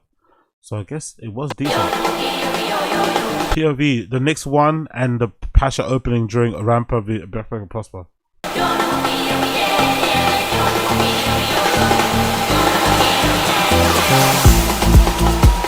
Yeah, it looks like a vibe there. It looks like a vibe. From the videos I'm seeing here on fucking random people's TikToks, looks like a fucking vibe.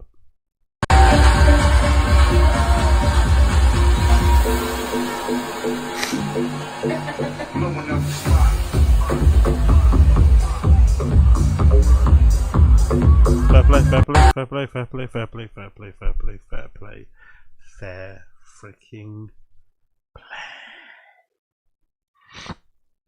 Big up everybody tuning in, by the way. If you're here and you like what you see what you like, make sure you smash the like button, hit subscribe. That would be greatly appreciated. That would be greatly freaking appreciated. Next, I also wanted to cover a little bit of what went down with Freddy K at the calls. Now, I was meant to go to this, but lastminute.com, I decided to not go. Mainly because I wanted to just, focus on what I need to do at, myself and whatnot. But I don't know. I really wasn't feeling it. I'm not gonna lie. I really wasn't feeling it in the end. I just decided to just, suck it off for the time being. And I also didn't want it to throw off my training. I'm not going to lie. I didn't really want it to throw off my training and everything I'm doing for the month. I'm trying to kind of lock in as much as possible. And I think, knowing me and what I'm like, if I entered into that fucking lovely establishment, which is the cause, I would have been on one.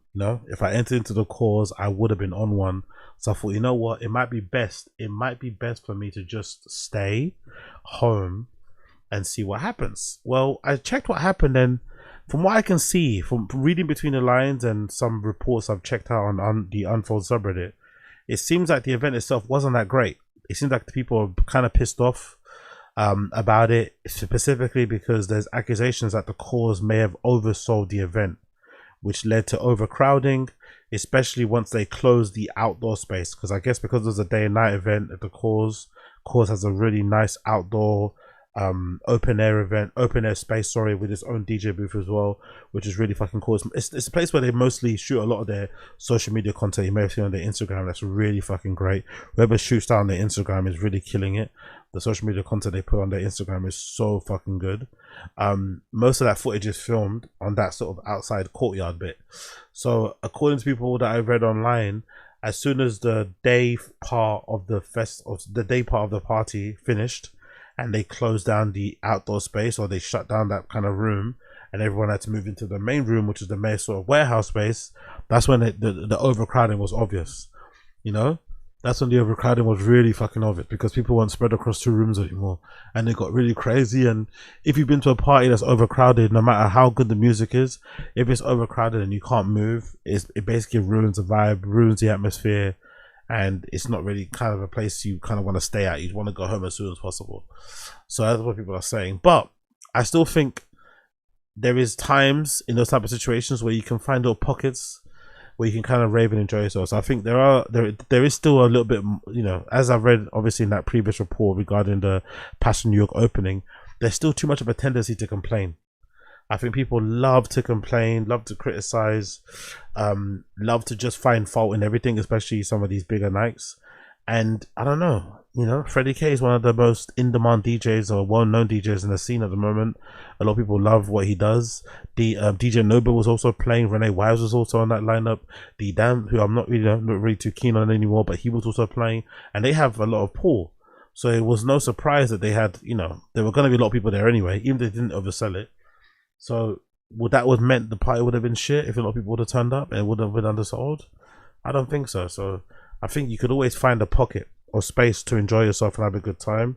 And I think personally, some of the complaints that people have about this sort of stuff is like, come on now, let's be for real. So yeah, this is the event.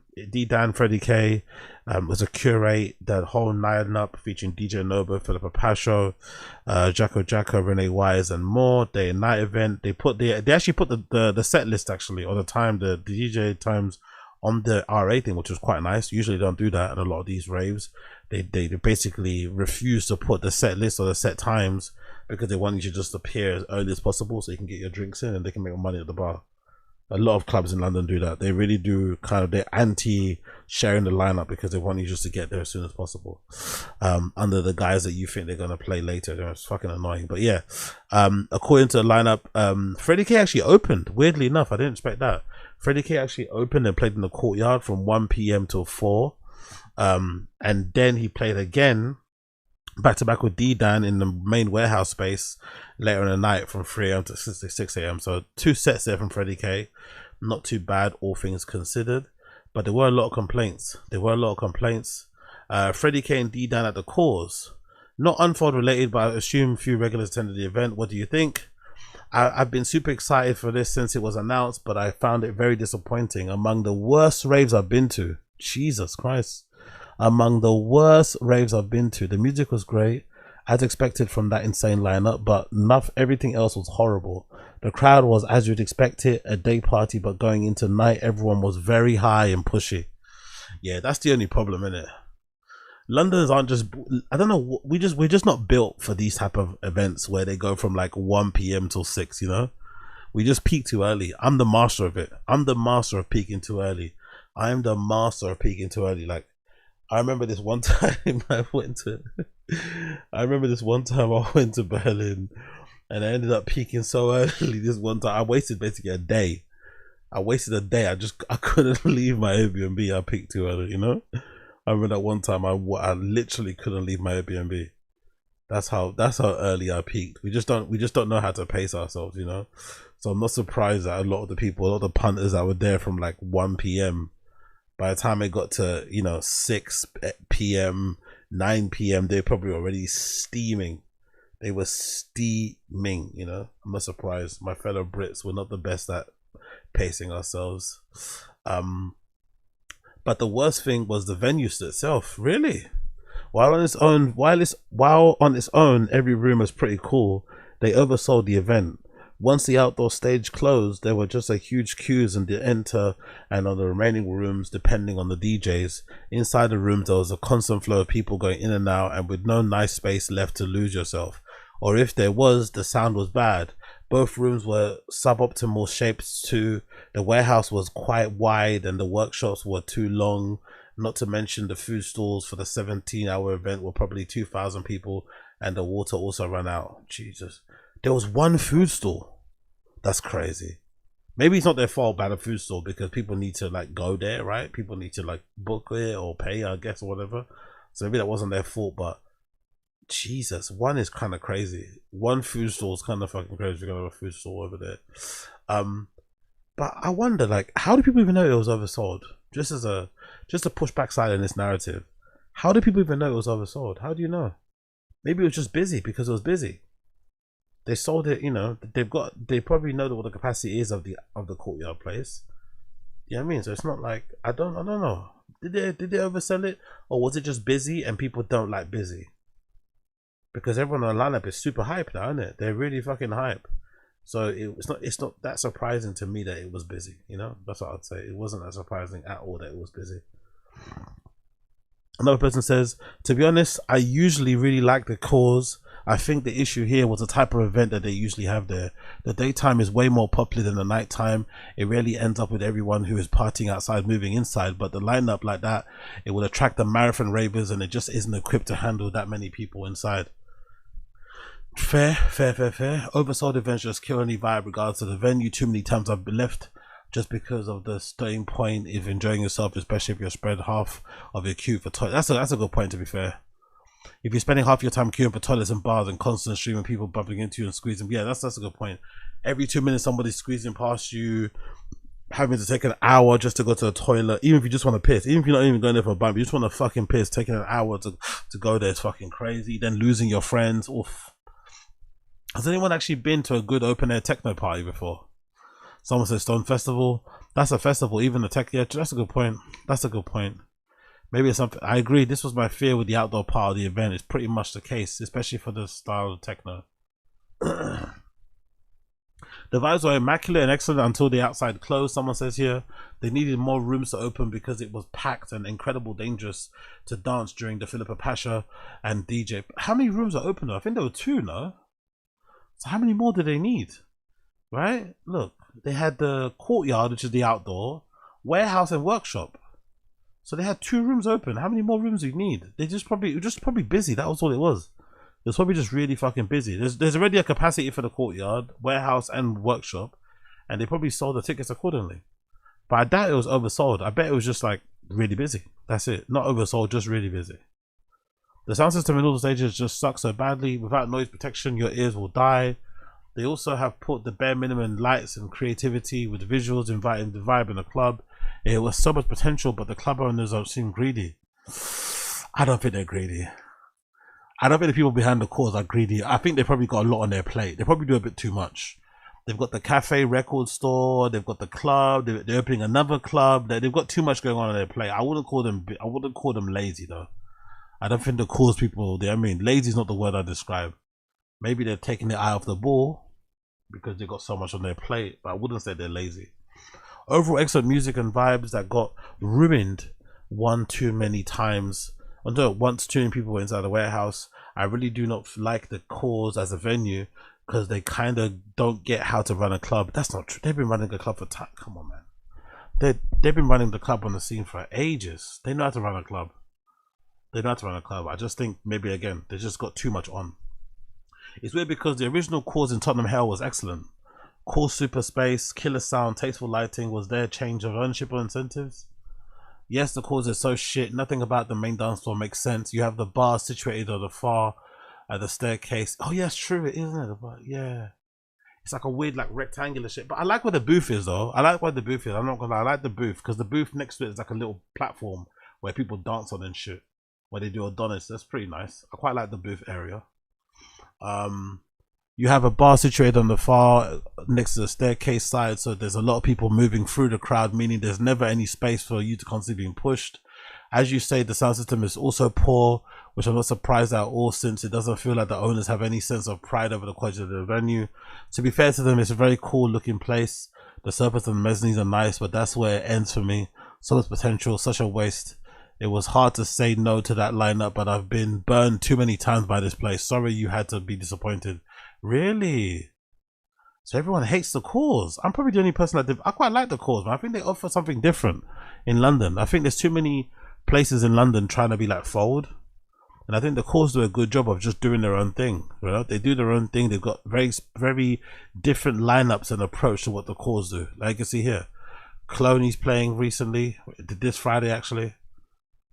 Yeah, you've got a Junction 2 event happening home again with Octa, and Fafi Abdel Noir. There's an Ultra festival happening. Suck the Soul's happening there. So I like how they cover remix. Shy Effects is playing there.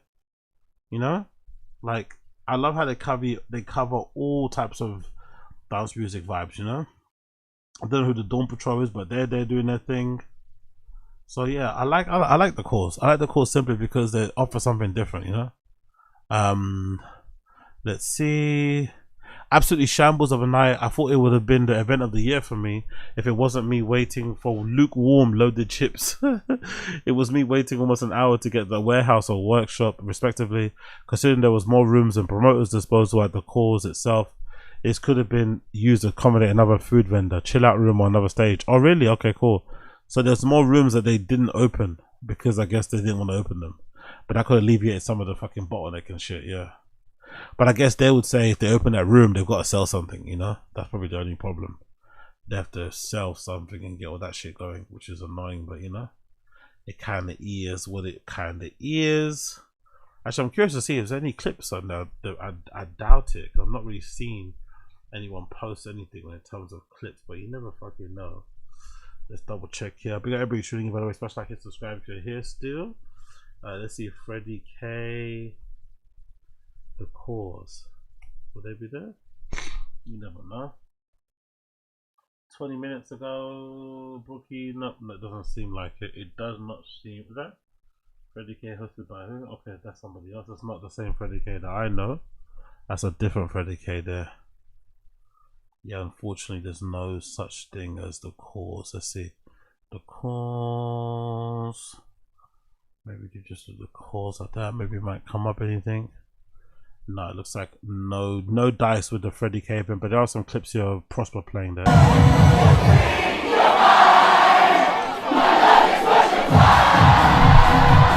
So yeah, see the outdoor area of the cause is fucking great, man. The outdoor area of the cause is fucking gorgeous.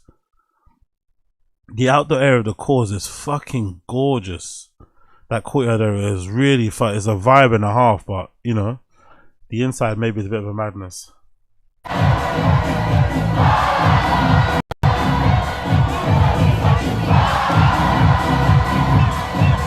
Ah, there's a mezzanine on top of the fucking DJ booth. That's pretty cool, by the way. Maybe one day they should switch it. There's actually a mezzanine on top of the DJ booth. That's actually pretty decent.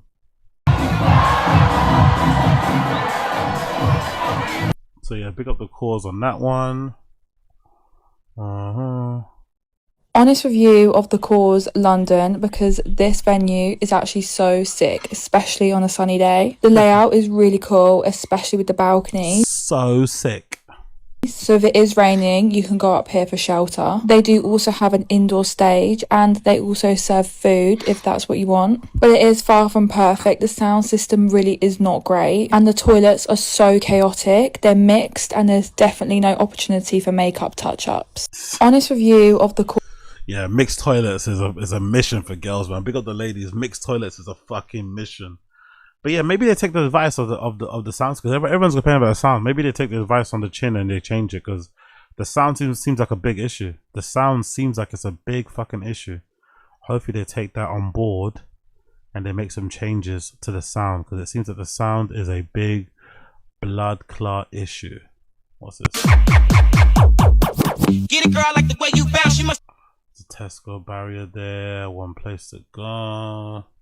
Come with me to spend the best £11 I have ever spent. Now, you cannot tell me that these are not the best pre-drinks ever. A Jubel and a coconut buzzball of all buzzballs. Oh, unreal. We headed into London and it was so busy because I guess everyone was leaving work at this time. But the vibes were just high. We were listening to Prosper's album on repeat, just singing along. And trekked our way over to the cause. We literally came here only a few weeks ago to watch Sosa, so it was just feeling like home at this point. And I feel like we got so lucky with the weather today. There was just like a bit of blue sky. It wasn't raining. I'm obsessed with all these posters they have around the cause. Like, I actually need to get some for my house. I feel like we came here at such a good time. Like, there wasn't much of a queue and everyone was already like on a good vibe by the time we were here. And I swear they didn't have this up on the Thursday, but they'd put this stage in the middle of the dance floor so you could like stand at a different level. It just made it so fun. I actually have no idea who was DJing at this point, but they were so good, so I need to find out because the crowd was just having such a good time. And it said on the tickets that they were going to have special guests. We were thinking, who could it be? Like, we were looking at the album and thinking, could it be any of these people that they've got songs with? Now, I don't think I've ever been to a venue like this. It has such a cool view. And if you come here, you have to go up the stairs and just take a look. And I don't know when it changed, because last year I swear it used to be VIP, but now just anyone could come up here and it's just so good. Like, at any point in the day, it's just an insane view. Like, look at all the cable cars cars as well. It just makes it so insane. The thing is, I do think you have to time it quite well, because when we came up here for Sosa, it was so rammed. Like, you actually couldn't move and I hated it. But thankfully we were early enough today to get a good spot and just be able to enjoy it. It was quite funny though, because when we were at the bottom, we could see people standing at the top with walkie-talkies, because obviously they could have a better view of people in the crowd. At this point, we had no idea when Prosper were coming on, because they hadn't released a set time. I feel like they must have been so hungover from partying the whole night before. Although maybe actually they're used to it at this point, I don't know. But then finally they came out, and I even managed to see Princess Yasmin looking beautiful as ever. It was actually just such a fun crowd. Like, everyone was just so gassed to see them. And you could so tell that everyone was there genuinely just wanted to be there and listen to their new album. And I just feel like every time I've been to the cause, it's just been such a nice crowd anyway. And I think they played nearly every unreleased song that we've heard so far, so I was just getting so excited. Like I said, you could just tell that everyone was there, genuinely just loved Prosper and wanted to support them. And I just love the fact that the tickets were only £11. Like, it's just insane. You could also only buy one ticket through the website, which I feel like was so good, because then it stopped people buying them in bulk and then reselling them on for more. The only downside I will say is that the sound system was nowhere near as good as it was a few weeks ago for Soso. Like, it was so quiet and you could hear people's conversations. Absolutely did not stop us having the best time, and everyone was so gutted when it ended. They played so many bangers, like, oh, I just want to go back there right now. We were so exhausted after this. A long day of dancing, drinking, travelling. We just needed some more food. Stocked up, got some fuel for the way home, and there really is no better way to finish the day off. I really wish we could do it all over again.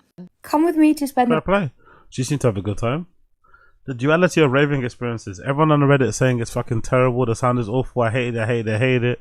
And it looks like she made the best out of it. She still complained about the sound though. She still complained about the sound, but she made the best out of it. That's what you need to do. That's what you need to do. Sometimes clubs you go to want to have everything perfect, but you need to make the best out of it, man. You are there yourself with your friends, by yourself, whatever you do, you can be the rave.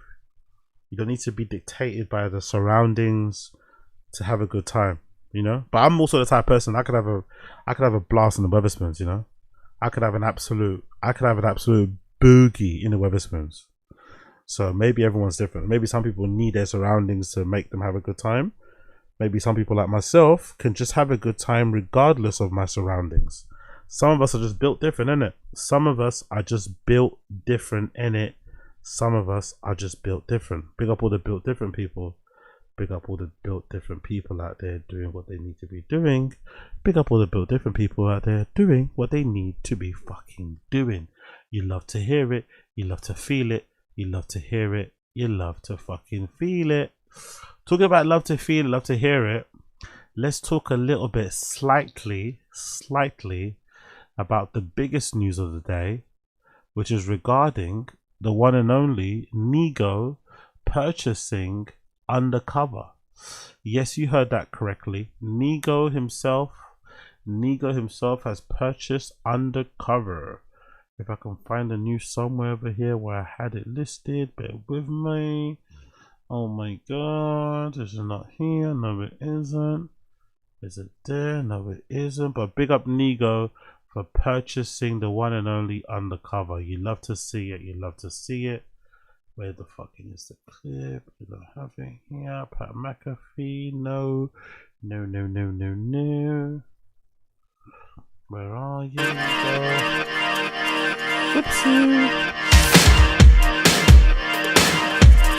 By the way, listen to another. Actually, maybe I should talk about that actually while I try to find the actual clip itself. Maybe we talk about this because that might actually be a good little topic to kind of segue before we talk about Nigo.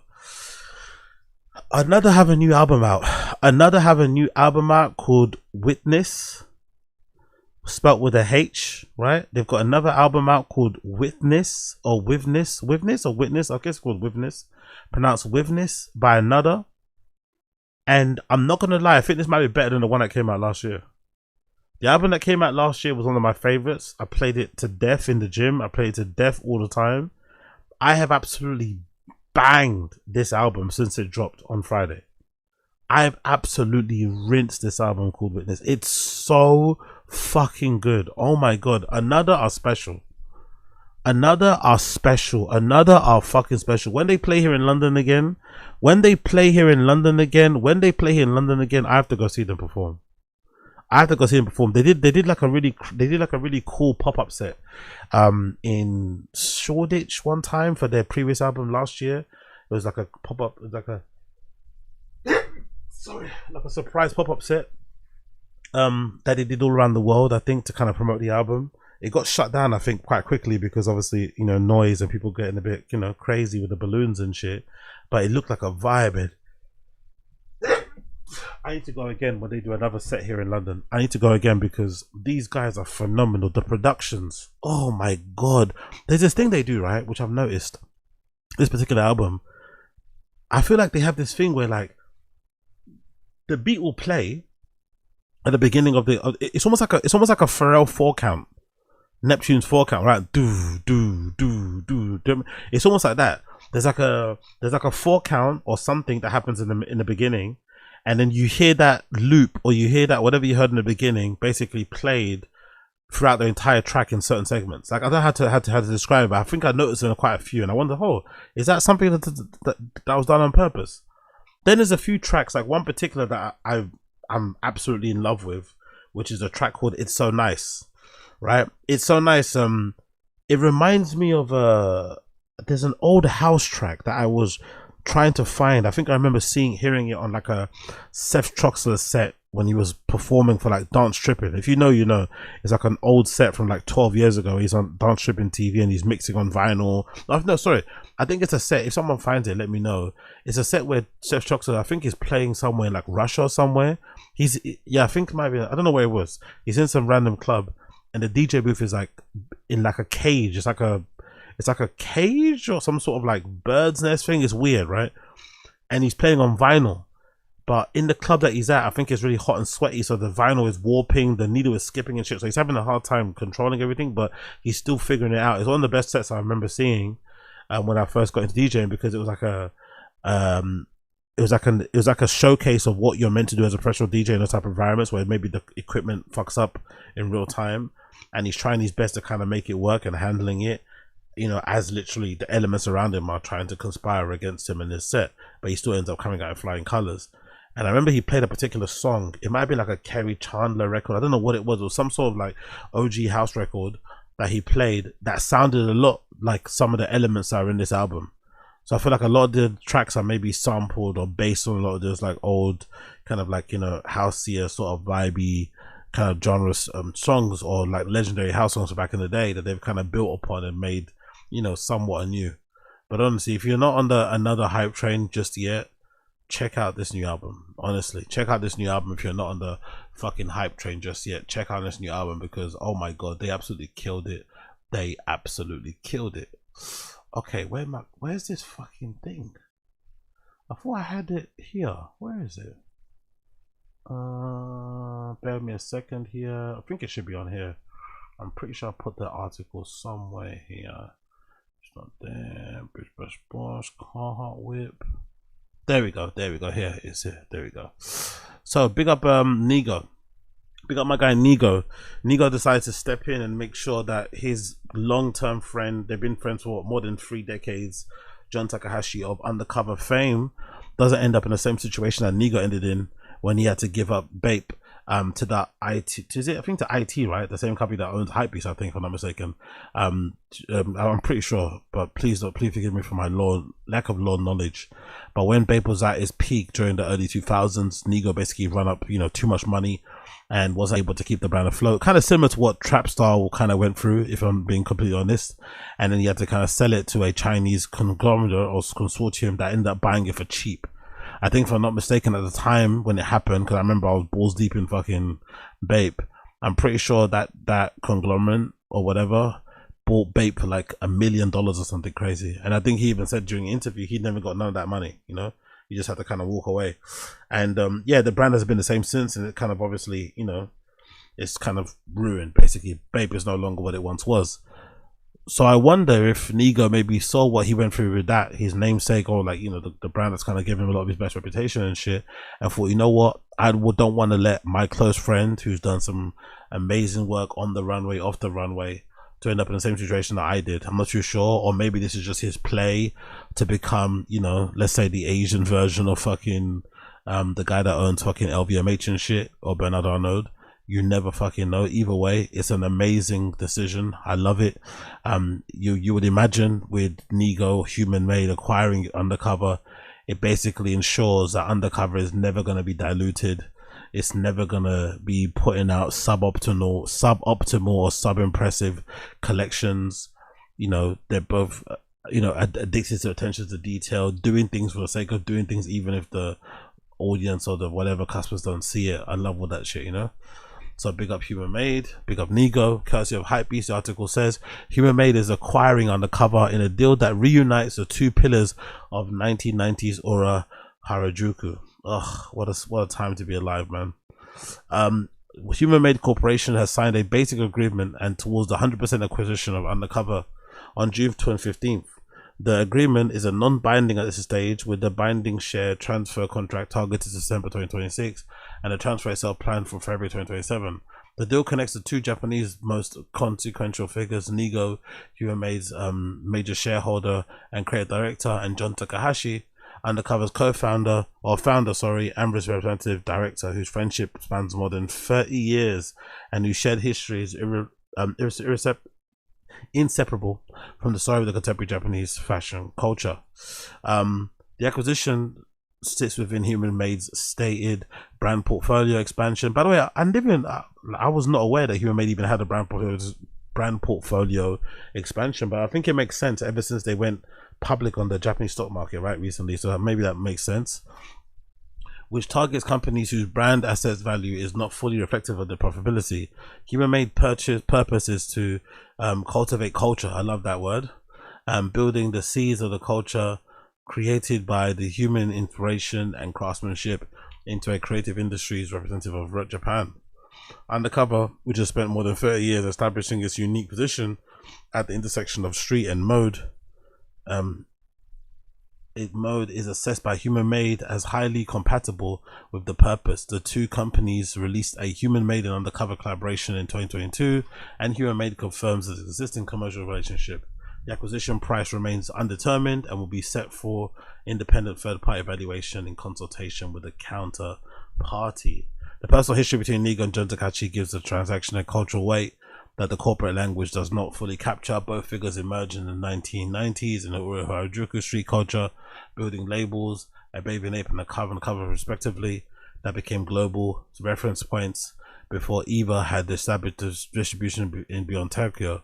In 1993, the two co-founded Nowhere shop in Harajuku that became the symbolic center of what the press recalls as Ura-Harajuku boom. Yeah, I agree.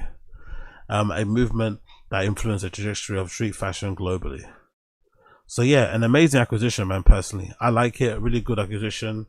I feel like it almost guarantees Undercover's future. I think it does guarantee it, to be fair, as long as fucking Nigo's alive and shit. Because you'd imagine the only problem is that, you know, with Human Made going public, if Nigo passes, they might, you know, change direction completely and just start doing other stuff. You know, not even focusing on clothes. You never fucking know. But big up fucking Nigo for, you know, sorting out his fucking boy. That's fucking brilliant to see. You love to see it. You love to see it. And then we got some more stuff here, actually, courtesy of Vogue. It says Japanese street culture visionaries John Nigo's Human Made to acquire John Takahashi's Undercover. This is courtesy of Vogue Business. Is who I have to say. Human Made's Corporation, the company founded by Japanese streetwear pioneer Nigo, has signed an agreement to acquire Undercover, the cult fashion label founded by independently owned John Takahashi. The agreement, which is a non-binding at this stage, with a share purchase agreement target 2026. The deal comes less than a year after Human Made launched its historic IPO on the Tokyo Stock Exchange, becoming the first streetwear brand to go public. Yeah, I bet that's why they had to acquire it as well. That might have been part of the reason. Yeah, they had to have something on the portfolio. They couldn't just rely on what they do solely. They have to have something on there. The company generated annual revenues of 14.27 billion, which is 89 billion in fiscal year 2026. Increase from to the previous year. Jesus Christos. In a statement, Human Made said that the acquisition of Undercover was a part of a wider overhaul of its business model with the aim to nurture culture sparked by human inspiration and craft. So they're out to sign more brands, it seems like. They're out to sign more brands that are doing some cool, interesting things. You love to see that. You love to see that. There's Nigo doing his thing. Oh yeah, I gotta go to that shit. I forgot. There's a Nigo exhibition in there. I gotta go to that, by the way. Yeah, I'll probably go to the end of the month. Design Museum. Yeah, there's one Nigo. It's finishing in the October too, which is coming up. So I need to go to this Nigo exhibition ASAP. It continues here in the article, because it's a private company. Undercover does not publicly disclose its annual revenue. or profit figures, but like many high fashion ventures, it has faced a challenge of balancing its immense avant-garde creativity with steady commercial success. Human Made said its policy targeted companies whose brand equity has not sufficiently translated into profit. In Human Made's view, Undercover has established a unique position that blends street culture with high fashion, ultimately creating a designer brand with high global recognition. But they just need a little bit of extra. Yeah, I get what they mean. And I think he thinks he's going to be able to help them out, which is good to see.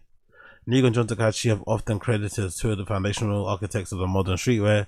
They have deep friendship and spans decades after coming up together and inspiring one another as they launch their respective brands. A baby and ape, Undercover, and transforming Japanese youth culture in the international phenomenon. Their mutual respect and approach for the collaborations blur the lines between high fashion and art. Honestly, it's great to see, man. Honestly, it's so cool to see. It's so fucking cool to see. This obviously original spread as well, the original Nowhere store is fucking amazing. Who would have imagined?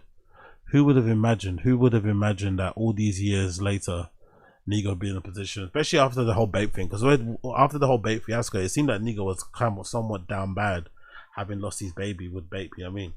And not being able to kind of, you know, have a handle on it, having to sell it for money. But yeah, he came back bigger, badder, and stronger than ever, man. I'm not gonna lie. Human Made's doing amazingly in Asia. You don't really see Human Made warden too much here in the UK, but allegedly he's doing crazily well in Asia. So yeah, big up Nigo. He's killing it also a little bit with Kenzo. Yeah, a lot of the collections aren't for me personally, but he does doing a good job over there. So big up Nigo, man. Together they launched the seminal Tokyo-based fashion boutique Nowhere in 1993, one of my fucking obsessions when I was coming up in the scene, to be honest, as the first place to sell both Bape, launched by Nigo the same year, and Undercover, founded 3 years prior to by John Takahashi while a student at the Bunker Fashion College.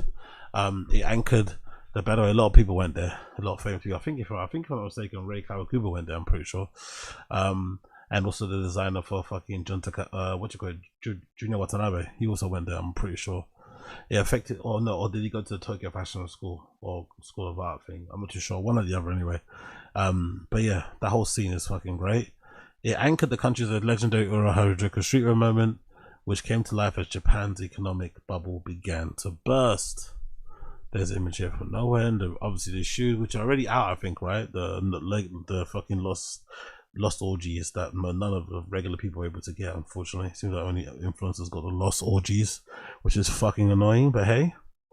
As part of the groundbreaking subculture, Nigo Takahashi and other creatives like the legendary Japanese designer and DJ Hiroshi Fujiwara, one of my fucking goats, started importing and remixing American hip-hop and punk and skate aesthetics. They also championed exclusive limited edition drops and presented and celebrity collaborations that appealed to an in-the-know fans long before hype culture went global. During this period, Undercover, whose raw and rebellious collections of graphic-laden, hand-painted pieces, subversive logos and distressed and reconstructed garments were inspired by Western punk bands like the Sex Pistols and the Clash, blurred the lines between fashion and art. Look at this, so fucking good. And when Nigo and John Takahashi first took streetwear to the Paris runways, they did so in a completely distinct way, says Tiffany Godoy, a Tokyo-based consultant and editor at large at W Magazine China.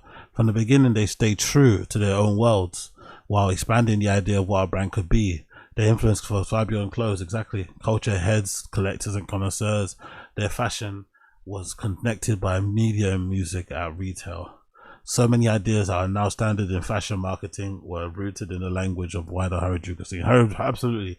I remember reading an article, I think it said that either Hiroshi Fujiwara or Nigo is one that invented the label on the sleeve of a t-shirt. You know? The one that everyone's got now, because I'm pretty sure the Bape one had the Bape logo on back to front, right? Where the back of it was like the back of the head of the Bape. But yeah, I'm pretty sure I remember hearing either Hiroshi Fujiwara invented the label on the sleeve or John Takahashi did. Or sorry, Hiroshi Fujiwara or Nigo did the label on the sleeve, allegedly. Notably, both designers have continued their love of collaboration. In 2003, Nigo partnered with Pharrell Williams to launch New York-based streetwear brand Billionaire Boys Club and has since collaborated with big brands. Takahashi too has undertaken his fair share of blockbuster collaborations with companies like Nike and the North Face. They also have been popular collaboration between Human Made and Undercover. That's the advert there. Nice to see. Some undercover being worn. Teddies and whatnot. We got human made. What's that say at the back there? Human made what? Human made undercover. There's some decent stuff there. Decent stuff. There's some decent stuff there. Big up human made. Big up Nego.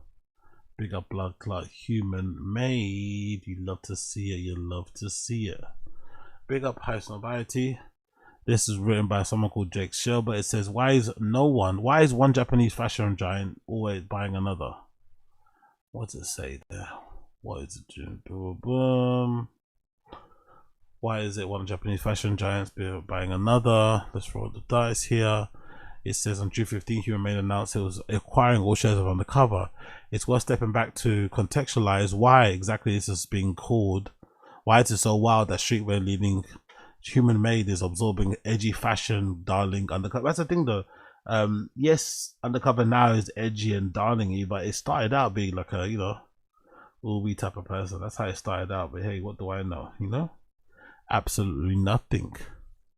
It continues. To put it simply, it says here, Human Made is the clothing label launched by Bait founder Nego in 2010s that specializes in the graphic-ish workwear. Jesus Christ, to be optimistic.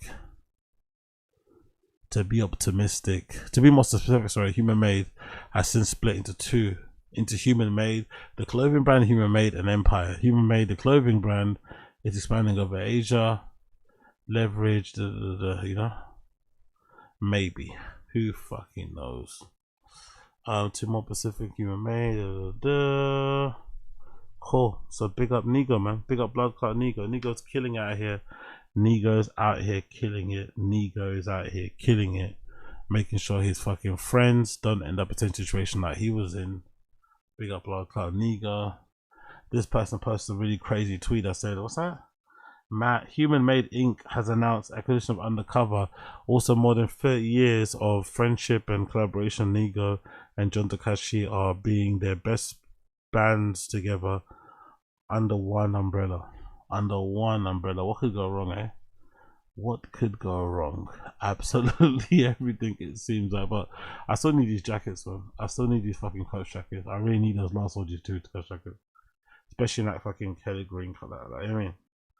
All the way, all the fucking way. Big up Nego, big up them. And then I also wanted to talk slightly about Nego was Undercover. Oh yeah, let's talk about Blackboy Max actually. So let's switch to gears and talk slightly about my guy Blackboy Max out there at the lyrical lemonade summer smash, looking like he's what's that word called, Striger Maxin, which I fucking love that term, by the way. Calling it, you know, straight guys Stragers is pretty funny and probably quite, you know, life or death affirming considering how fast they were going. But hey, what do I know? Absolutely nada. Don't know jack shit. Don't know absolutely jack shit. Okie dokie. What time is it now? Alright, I'm gonna love you and leave you, people. It's been a pleasure to have your company. If it's your first time tuning into the show, you know what to do. Like the stream, subscribe and like the stream, subscribe and like. That'd be greatly appreciated. And I'll see the rest of you guys in a minute, or in a few minutes, for a little random show during the day. Why the fuck not? But thank you for tuning in. Appreciate all of you. Keep well, keep safe.